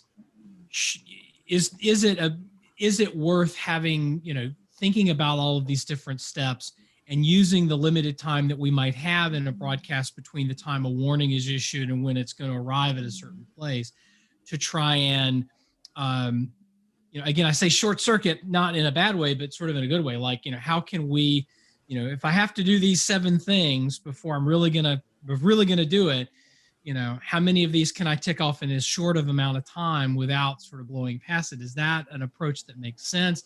Knowing that process has never been sort of a 1, 2, 3, 4, 5, that some of those steps can overlap. And, do we have to check all 7 boxes? Is it 6 going to be good enough? I think is there another approach to think about? It's a good question, and I'm kind of interested to know what other people think. This doesn't really get at what you're asking, Nate, but I think, don't underestimate the power of how much people trust you. as part of, helping short circuit that process anyway, so so we have also quotes from people where we were interviewing them more about probabilistic tornado warnings and how they would interpret them, done with people in Tuscaloosa. And they would talk about James and they would say, I'm going to get this information, but I'm going to look on air, whether it's deterministic or a probabilistic warning. And I'm going to wait for James to tell me like where the storm is. And, he's so good. And if he tells me it's on this side of town, I'm going to believe it's on that side of town. And because I trust him experientially, it is that sort of parasocial relationship that we know from mass communication that they have with their local trusted broadcast meteorologists. So I think in some ways, I think, that process does keep it from being, always sequential, that I think it is sort of shaping that hear, understand, personalized belief process that people are going through in many ways. Add and say that I think that model is really useful, but when it was originally developed, it was developed based on a very old version of how information was communicated. Like a Cold War, you get a warning, one thing, you got to do something, you have to go through these steps. Whereas, as time has gone on, the information system has gotten so much more complex and people are getting new information all the time. One piece of information can help them do all of those things at once, if it's the right thing at the right time. So people might need to go through all those steps, but it's just they have to do those things, or they can just get to the end. Another thing that Julie and I and colleagues have found from some of our research using Twitter data is that we find that there's a time when people just suddenly tune in and they're aware that the event is a risk and they're concerned, right? So there's something that makes someone flip a switch to like, oh, this is real, this is me. And what that thing is can vary from person to person and situation to situation. So from that perspective, communicating in all the ways you can so that you're going to hit different people with whatever is going to be meaningful to them. There have been studies that have talked about like someone takes their tie off or rolls their shirt sleeves up, or all those cues that are informal, but based on our experience as social beings can be really important. So Kim, I thought that was interesting that you asked me, is it really a bad thing? And it's probably not. And I go back to my childhood. Probably one reason I'm interested in weather is my aunt lived in Marion County. James knows this well, that area up there between Winfield and Eldridge. And there was no source of weather information in 1974 that was reliable. And the source was my aunt hanging out the back door of the trailer watching the storms. And she told us when to go to the storm shelter. We had no clue about when a tornado warning is issued. She based it off of visual cues. That was all she had. Now, I want to live in a perfect world today where my ADT system goes off because, by darn it, it respects the polygon and tells me you're in the polygon, and Bruce Jones is going to get us there shortly with weather radio. So he jumped in at exactly the right moment, because Bruce, I found myself as a consumer on the night of January 25th because we did the show and I was off the rest of the night. It was my birthday. So I had ice cream cake with my family and we were watching television, and your weather radio went off, Bruce. And I was not in the polygon, but that's the first thing I did, hit the button, Northeast Jefferson County. Okay, we're okay. But I had to know that, I was already starting to pull, everybody down, let's get ready and go. So I found myself being the perfect consumer that night. I wouldn't have wasted 1 minute going outside to check the weather. I would have listened to what the weather radio told me, and then I would have pulled up my radar scope app to see if I was in the polygon. Those two things would have made my decision. But I'm not a typical consumer. So Kim, I thought that was interesting, what you said. Does anybody want to add anything to that? I'll just really quickly say, working in the National Weather Center with literally hundreds of meteorologists, weather nerds, you know what we do whenever there's any warning of any kind? Any kind. I mean, there can be a fire alarm, because we were federal buildings, so we have all kinds of strange things that happen.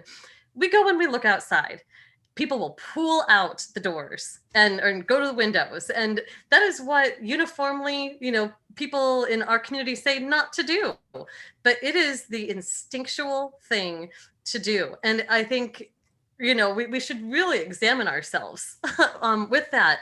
And recognize that even with very sophisticated tools and technologies and everything else, there is a lot of wisdom to be gained by confirming the threat. And rest in peace, Dennis Milletti. He talked about this too, and that this I think was actually something he included in one of his lists of myths about human behavior that he wanted to dispel. This notion of confirmatory behavior being bad. He called it milling. That in general, this is something that is a is a fine behavior that actually demonstrates that people are caring enough to try to discern whether this is something that's relevant for them. So if we're going to meet people where they are, then perhaps, you know, our frame could shift to be one of, well, what do they need to do to be able to do that correctly? If that's what they're going to do, is look outside. And I love that there is this research going on among our colleagues in the social sciences.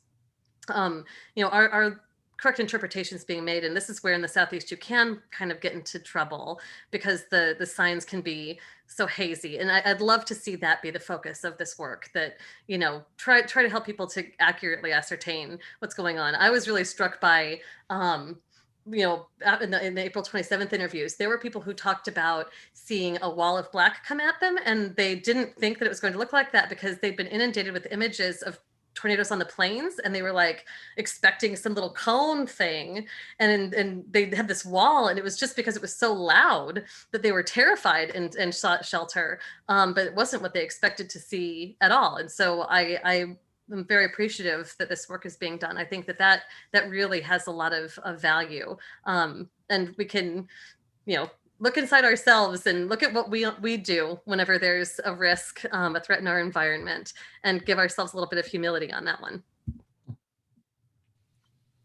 So jump in there, Stephen Brumell.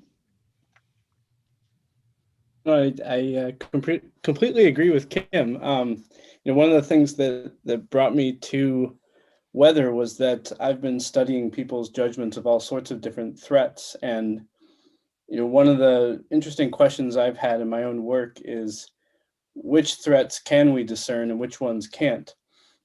So I've often studied climate change, and I feel like it's one of those things where people try to verify that climate change is happening, and I just don't believe that it's possible.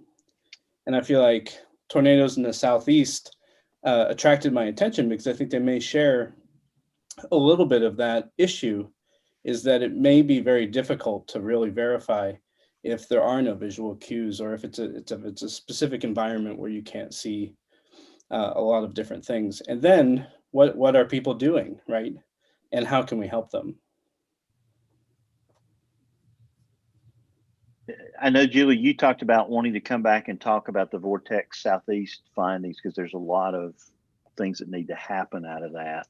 One of the first one I thought was very interesting, and James can chime in on this, but terrain and its impact and interactions with storms, because I lived in that part of the Jefferson County for a lot of my life.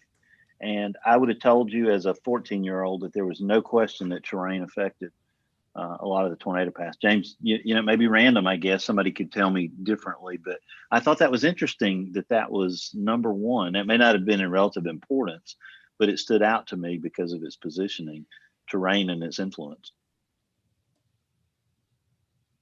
I think that's an example of having been involved in the Vortex Southeast program almost since the beginning. That was one of the original hypotheses they came in with, that I think they've found is still important, although there are a lot of other things that are important. And I think from the physical science perspective, a lot of the other things that they thought they could do, basically in 5 years, a lot of what they learned was it was really hard to do what they wanted to do. But I'm glad you brought us back to those findings, because if you think, I can remember when Vortex Southeast started 7 or 8 years ago, we had such little knowledge about how people were responding to information, information about tornadoes in the Southeast that was research-based. We had a lot of anecdotal knowledge, but there had been very little work done. And so all that we've learned so much in the last, 6 or 7 years through a dedicated research program that has tried to build knowledge about important things that we can then use to build life-saving warning technology and processes and so on. So it's a great example, I think, of how if you identify a problem and really focus some effort on it, then you can make some good headway. Well, I have 7 pages of questions. We didn't even scratch the surface tonight. James, I know we've got to go to recorded segments here in a minute, but what's the one thing I haven't asked here tonight that's just really critical? I'll start with Stephen Brumell.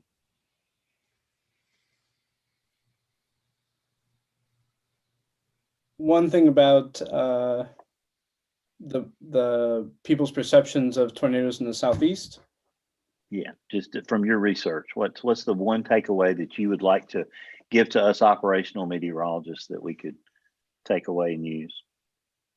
I don't know. I guess there's a lot of different people and a lot of different situations, sort of building off of what Stephen Strader had said, and that I think getting to know all of them is nearly an impossible task, but it's one worth doing. And there's a real social science question: is, how do we get to know everybody, get to know what they're thinking, and get to know what their needs are? And do we need to build maybe some kind of infrastructure that could help us do that, right? Does weather forecasting need to have like a social science kind of element to bring physical science to social science? And I've never seen so much head shaking in my entire head nodding, I guess, in my entire life on this show. Julie DeMuth, you say what you think. So Stephen went down the path of what I was going to say. I think we have easily, I'm using my favorite number here, 422 research questions. I mean, we've done a lot, but there's so much more that we need to do in the social sciences and in interdisciplinary science. We're really coupling the social science work with the physical science work. And so my question or my need is how to increase our capacity to do that. How do we keep people like Stephen Brumell, involved in this work? Because he does lend a really beautiful complementary perspective. I mean, part of me wants to ask Stephen what additional research questions he thinks are worth studying, because I'm sure he can come up with an important list that would be, really complementary to, but different from what Rebecca, Stephen, Kim, and I would, or Nate and I would all do. And so I think we have to figure out how to grow that capacity with many different disciplinary lenses. So that's the important need. How about you, Rebecca? Yeah, so I'll build on that and say, I think that, during my time in this community, 20-ish years, that capacity has grown tremendously. So the things that we can do are, in terms of social science and interdisciplinary studies of tornadoes and other weather hazards, is tremendous. And there really was almost no work in that 20 years ago. But it's also helped us identify all the really important things that we can do and just scratch the surface. And then just the power of bringing in someone with a different point of view, like Stephen, who hadn't done that much with tornadoes before. When we were first talking to him, he was throwing around these terminologies and we're correcting his spelling and his pronunciation and everything. But having that different perspective from someone who had studied other kinds of risks and bringing him in with this new approach to studying questions that Julie and I and others have been thinking about was just so powerful. So how bringing in, the right perspective to address a question in a new way can be so useful. I just want to call out before we get around the amount of sort of was-is awesomeness. Those of you who've listened to the podcast for a long time have heard that acronym, Weather and Society Integrated Studies. Rebecca, you talked about it and how that capacity didn't exist. It's not to say that, some of this work wasn't done here and there in fits and starts in the history of the Weather Service and whatnot, but as a sustained, consistent effort over and over again, you talked about the capacity that's been built and is now being used to do active projects and to study these things and all of that. I think Eve Grunfest, who sort of was sort of her brainchild, would just love this. I think it's fantastic to see all of the growth and what we've learned and how we are really applying that to result in better outcomes for people. At the end of the day, that's what it's all about. I totally agree. And Eve knew that was so important to me. And I was there talking to her when she first had this idea, and NOAA funded it, and NCAR and National Science Foundation and other groups really felt like there was that potential that if you just brought people in and gave them some tools, that it would just grow. And it just has so tremendously. Stephen Strader, you add something here right before we kick it back to James to get us to the second half of the show. Yeah, I think we all, Stephen, Julie, Rebecca, and Nate, and we all think very similarly. One thing that I've been trying to dispel for quite a few years now is that the Southeast tornado problem is a physical problem. Tornadoes are, somewhat different in the Southeast compared to the Central Plains, but reality is the fatality issue, which is why we care, is a social science problem. And I say that as a physical scientist. I'm not a social scientist. I'm a physical science who uses geospatial techniques that works with engineers, social scientists, physical scientists, and really does true multidisciplinary research. So we have to really focus in on this idea that not one group is going to solve it. It's going to take a team of individuals, and that place matters. Thinking more about not how many tornadoes, but where tornadoes. So thinking about this geographically is something that I'm intrigued to see where we're going, especially with the advent of big data and computational capabilities. But reality is as much as we like to look at pretty tornadoes, if we're looking at fatalities and we want to solve the issue, it comes down to the person, not the tornado. Bill, I hate to, I mean, we've not had this much brain power on one show in a long time here.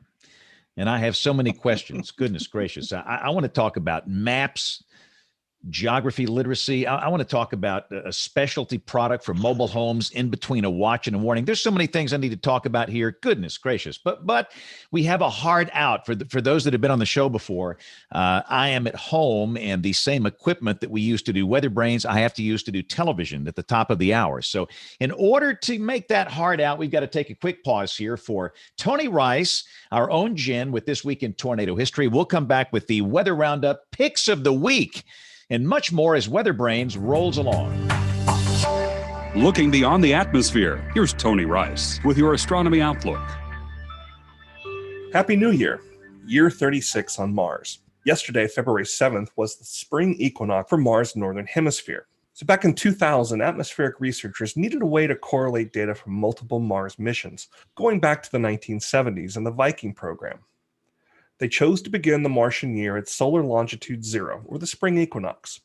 They also chose 1955 for Mars year 1 to ensure that the great dust storm that would encircle the planet in 1956 would be included in their numbering scheme. Year 36 is going to have a busy start. Tomorrow, Tuesday, February 9th, the HOPE orbiter, the United Arab Emirates' first interplanetary mission, will arrive at Mars. The orbiter will study daily and seasonal weather cycles and events in the lower atmosphere, including dust storms. The spacecraft was developed in a partnership with the Laboratory for Atmospheric and Space Physics, or LASP, at the University of Colorado Boulder, along with Arizona State University and the University of California, Berkeley, which also had a role in the MAVEN mission currently studying long-term changes in the upper atmosphere of Mars. The following day, China's Tianwen-1 mission, which translates to Heavenly Questions, will arrive at Mars as well. This mission will include an orbiter and a rover, which is expected to be deployed in May. Looking ahead to next week, February 18th, NASA's Mars 2020 mission, including the Perseverance rover and Ingenuity helicopter drone, will land in Mars' Jezero crater. Perseverance will investigate Mars' surface geological history, including past habitability and the possibility of past life on Mars. The Ingenuity helicopter will act as a scout of sort, flying ahead a few meters above the surface, up to 5 times daily, to help plan the best route for the SUV-sized rover. That's your astronomy outlook. Follow me in RTP Hokie for more spacey stuff like this. This week in tornado history. During the early morning of February 10th in 1959, an estimated F4 tornado tracked through the St. Louis metro area. For Thomas Grzoulis, insignificant tornadoes, quote, the track of this tornado was not far from the tracks of major tornadoes in 1871, 1896, and 1927. This tornado began in the southwest corner of St. Louis County near Sherman. Several homes sustained minor damage in the early part of the track. The first major damage was at the intersection of Manchester Road and Woodlawn in the southwest suburbs of St. Louis. Many homes and stores lost their roof. Trees and power lines were down. In the Forest Park area, heavy damage occurred to an arena roof. A large TV tower was blown down, and significant damage occurred to apartment buildings. People were buried in the debris of collapsed buildings. Per Grzoulis, close to 2,000 buildings were damaged or destroyed, 16 homes were leveled, and over 100 had major damage. The tornado moved across the Mississippi River into the Venice, Granite City, Illinois area. Not a great deal of details in storm data on the damage here, but Grzoulis does mention some factory damage. There were 345 injuries recorded due to this tornado and 21 fatalities. Details about this event and hundreds more at tornadotalk.com. Go, Bill Murray. Go. All right. Well, James, I guess first we got Bruce Jones with us tonight, so we'll talk to Bruce for a second. Midland Weather Radio is back with us as a sponsor of the show, and that just seems totally appropriate. But I was relating the story, Bruce, about suddenly becoming a consumer on a night when perhaps I should have been more weather aware, and I was weather aware, but it was my birthday and I was celebrating, and your weather radio just broke up that celebration beautifully that night. And it was important because WIA was not working that night. So, Bruce, I just wanted to give you a glad hand here. talk about, you're not here representing NOAA in Midland always. You talk about you're an ambassador for Weather Radio. So what would you add in on top of that? And talk about the new promo code that you've got for WeatherBrains listeners. Okay. Well, I will say that I've also been in a situation where we were under a tornado watch here in Kansas, and I knew there was a tornadic supercell down near Emporia, Kansas, kind of tracking this direction, but I got busy watching something else on Netflix or something and just lost the situational awareness until my weather radio went off, and that cell was still producing a tornado and it was coming into my county. So we can all lose that situational awareness. It happens all the time. We've got a promo code for you. If you're a fan of WeatherBrains, you can go to midlandusa.com and get 25% off on a weather radio. Just use the promo code SPAN25. That's SPANN, the number 25 for your 25% off. And there's free shipping on that. I think if you buy $100 worth of stuff or whatever. But anyway, it's a great promo code to use, SPAN25 for 25% off on a weather radio. They do make great gifts. I will say that. They make great gifts, and because we're heading into tornado season now, it's more and more important that everyone have more than one way of receiving watches and warnings. It's too easy to turn off the ringer on my cell phone. I do it all the time. It's real easy to put it in that do not disturb mode when you go to bed at night. I do that all the time. And then I wonder why I didn't hear phone calls. And so just a reminder that you need to have more than one way of receiving these watches and warnings. And NOAA Weather Radio brings it to you officially, a radio broadcast from the National Weather Service, your local office. And the county emergency managers can use it as well. So they can also send out civil emergency messages. I'm in Kansas City, the Kansas City Metro. We had glaze ice on all the roads tonight, and it was a perfect night for emergency management to put out a civil emergency message. It would have been appropriate tonight because we had numerous accidents around the area. One other thing I will say, Kim, if you want to do a real great social science experiment about people requiring personal verification of the information they receive, put a hidden camera in any hallway in your building and put a sign on the wall that says fresh paint, and record how many people walk by that sign, see the sign that says fresh paint, and then reach out to touch the wall to see if it really is fresh paint. Are you saying this from experience, Bruce? Is this something you've done? I have, yeah. Yeah. Yes. And maybe in order to make it a realistic experiment, you do need to put some fresh paint somewhere so that there's that smell, there's that aroma. Mm-hmm. So it'd be just like receiving a true tornado warning. So there's some factual information there. I'm smelling the aroma of fresh paint, but is it still tacky? Is it still sticky to the touch? Because the sign says it is, but I want to know for myself. So I'll reach out and touch that thing. Might be a good experiment. Be really fun. Yep. All right. So the importance of having a weather radio is you get that official information, and hopefully you don't need to run outside and verify for yourself. And weather radio, Bruce, was an absolute lifeline 2 weeks ago tonight down here. So over and over and over, people told me that thing went off. It woke me up. I turned on the television. It alerted me. So and again, we had a WEA failure, Bruce. WEA did not work. And that's a reminder, you got to have two ways. You've got to have two ways. And weather radio is the baseline. Yep. Yeah. Well, thank you all for standing up for the National Weather Service.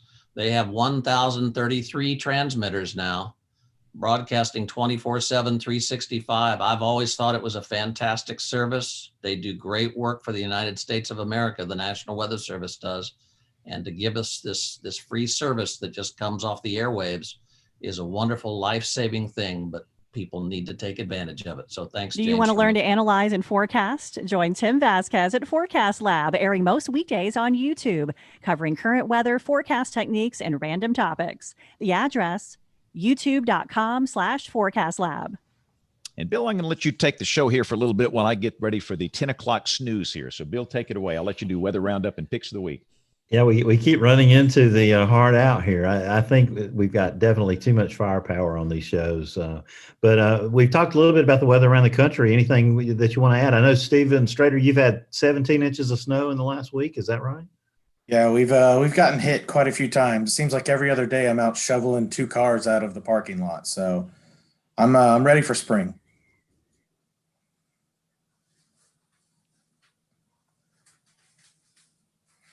Well, I guess it's nice to see snow in the Northeast corridor. You may not like it, or you may not enjoy it as much as I would if we were getting it here in the Southeast, which we just never seem to do anymore. And Jennifer, you mentioned some snow in your neighborhood. What's the rest of the forecast for Flavortown this week? 2 to 4 inches tonight, and then cold, and then another 1 to 3, and then cold again, and then just cold again. So that's all that. It's so boring up here, but I'm ready for spring myself, and looking for some warmth. But I don't think it's going to happen for a bit. But just kind of doing my Ohio Valley thing up here. So anybody else have any interesting weather you want to talk about? Nate, you got anything going on there in North Carolina? No. Talking about snow, you make me very sad. At this point, I'm reduced to just taunting Mother Nature until I get something. But it's probably going to be next year. We might get some ice later this week. But we had a nice, bright, sunny day today. It's a little chilly and whatnot. It is what it is. It's supposed to be cold later this week as that big Arctic high barrels across the eastern 2/3 of the country. But unfortunately, it doesn't look like the cards are going to line up for us to see any of the white stuff. Although I did say when we had our sort of heavy dusting a week and a half ago, I had the idea, actually my 10-year-old had the idea of grabbing the snowman and sticking it in the deep freeze. So we scooped up our little 1.5-foot tall snowman, and stuck him in the deep freeze. And then 3 or 4 days later, my wife was gone into the garage to go get something. She could hear the lid open, and all of a sudden, she shrieked a little bit because she wasn't expecting there to be a body in the deep freeze. I'm sorry, Jen. That might have to be the show. I mean, that's a great show title right there. She expects a body in the deep freeze. It's really good. You win, Nate. You take it. Oh my goodness, that's a hard one. So who else we need to report from? Stephen Brumell, have you become quite the weather person now? Yeah, I mean, I've been watching the weather. My son loves the snow, and we live in Pittsburgh, so there's a lot of hills here, and he has created a ski resort in our backyard of snow paths that he has pushed down, and the snow here has been really good this year. Well, that's good. Well, we've sure enjoyed having you on the show tonight. Thank you for bringing your expertise. I think we'll be having you back again real soon here. Rebecca, anything you want to add from a weather roundup standpoint from Colorado? No, just what Stephen said, as our kids used to ski and sled down our hill, but it's a little dangerous. There's some trees and rocks at the end. So yeah, these days they don't do that as much because they're big. Well, you didn't have any visitors from down in the cellar, Rebecca. It looks like there's a lot of noise above me. A lot of noise. Aren't those kids supposed to be in bed, right, Nate? Unfortunately, no. They should be, yeah. But this unfortunately was their free night. Julie, anything you want to add from a weather roundup standpoint? I'll just add, so I always pay attention to the weather in Alaska because we were there a couple of years ago. So Bettles, right near the Arctic Circle, it's currently -31, in case anybody wants to know. And with just a north wind at 3, it feels like -44. So at least we're not there. Well, if you're interested in learning more about the weather, turn over to Tim Vasquez's Forecast Lab each week. About 20 minutes, you'll be totally up to speed on what's going on. Tim and his company, Weather Graphics, are a sponsor of this segment of the show. So we're excited about that. And now we'll do picks of the week as we draw it out here. We got about 8 minutes till Span turns into a pumpkin. So I will start with Kim Kloko. You have a very important pick of the week.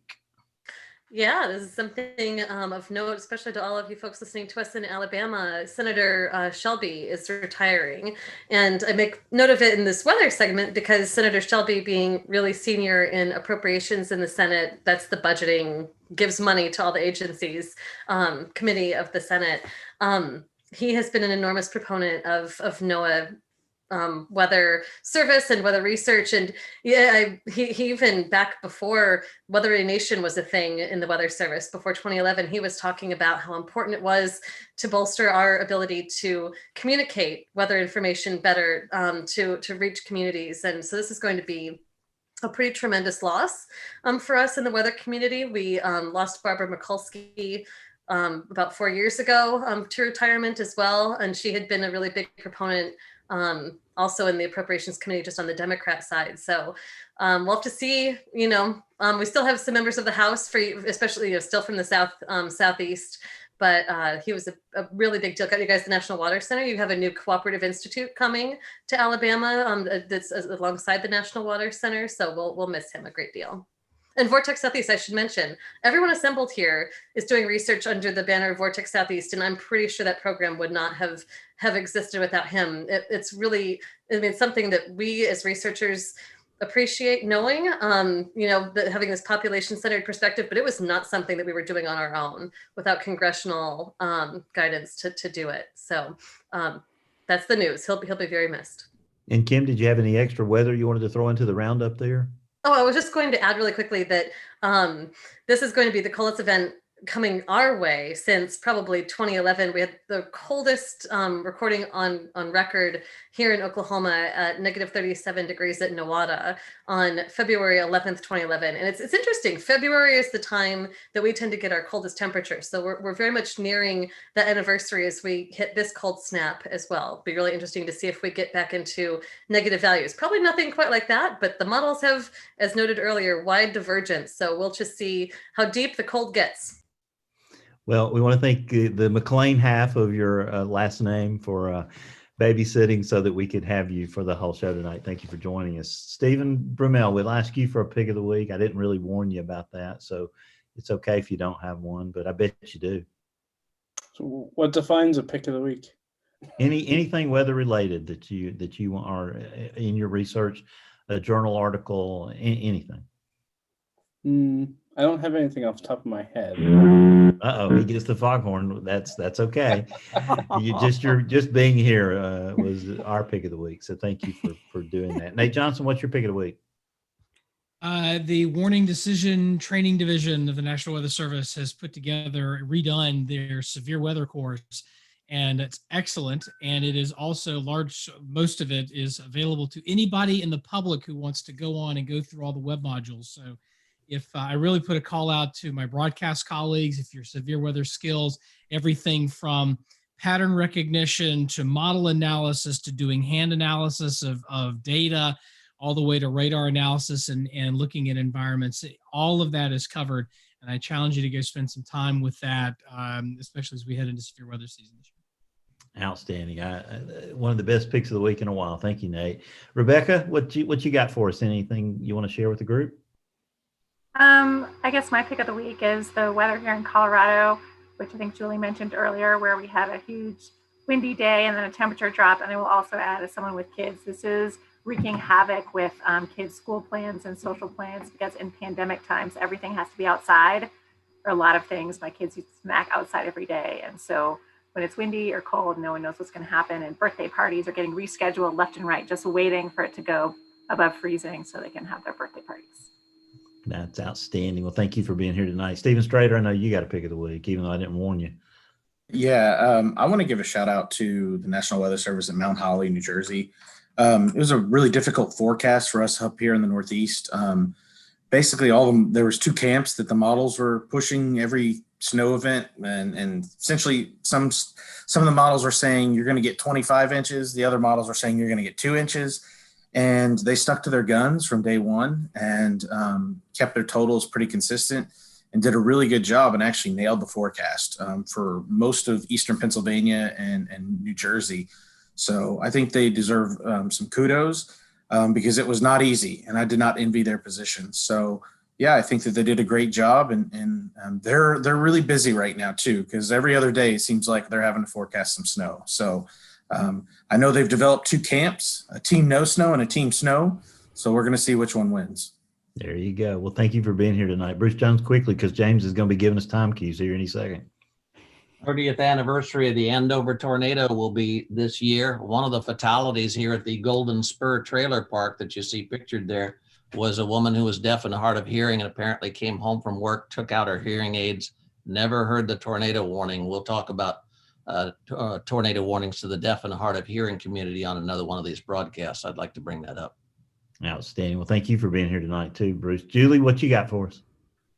Just gave me kind of a lead in. If you look at the Vortex Southeast the science assessment, there actually is some work that's been done in the social sciences on communicating to deaf and hard of hearing communities. So I encourage people to go take a look at that paper. I think Jason Sankbill might be the lead author on that. He's done that work with Kathy Sherman Morris. So I'll pick up on that and encourage people to look at it. And speaking of Kathy Sherman Morris, she's going to be with us next week. So I'm excited about that. Bill, what's your pick of the week, man? Go. You got Tim Vasquez's his Photograph and QT book. And I still haven't gotten it. I've got to buy that book because I think it would be a lot of fun to have. It's one of the few that's not on my shelf, but in my last few weeks theme, I had to pick that. And Jen, what's your last pick of the week? And then I'll get back to James. All right, it's a Twitter thread from Andrew Barrington, totally geeked out about it. He plotted the F4s and F5s from significant tornadoes from 1880 to 1949, all 643 of them. Check out the thread. It's awesome. All right. Well, listen, guys, I hate to go here, but I got to go. I mean, we could stretch this thing out for at least 3 shows, but listen, thanks to everybody. Incredible content tonight, great guests, great topics, and we just ran out of time, but here's the deal. We're typically on the air every Monday night at 8 o'clock Central, 9 o'clock Eastern. A lot of folks watch live.bigbrainsmedia.com, but we know most of you listen. So thanks a lot. If you want to send us an email, and goodness, we have not done an email segment in like weeks. We will do a big email segment next week with Aubrey, but the email address, it is email@weatherbrains.com. The show notes will be on the website, weatherbrains.com as well. So on behalf of the entire WeatherBrains crew, I'm James Spann. Thanks for listening. Have a great week and God bless. Thank you, everybody. Outstanding Thanks, show. everybody. This was awesome. Thanks so much.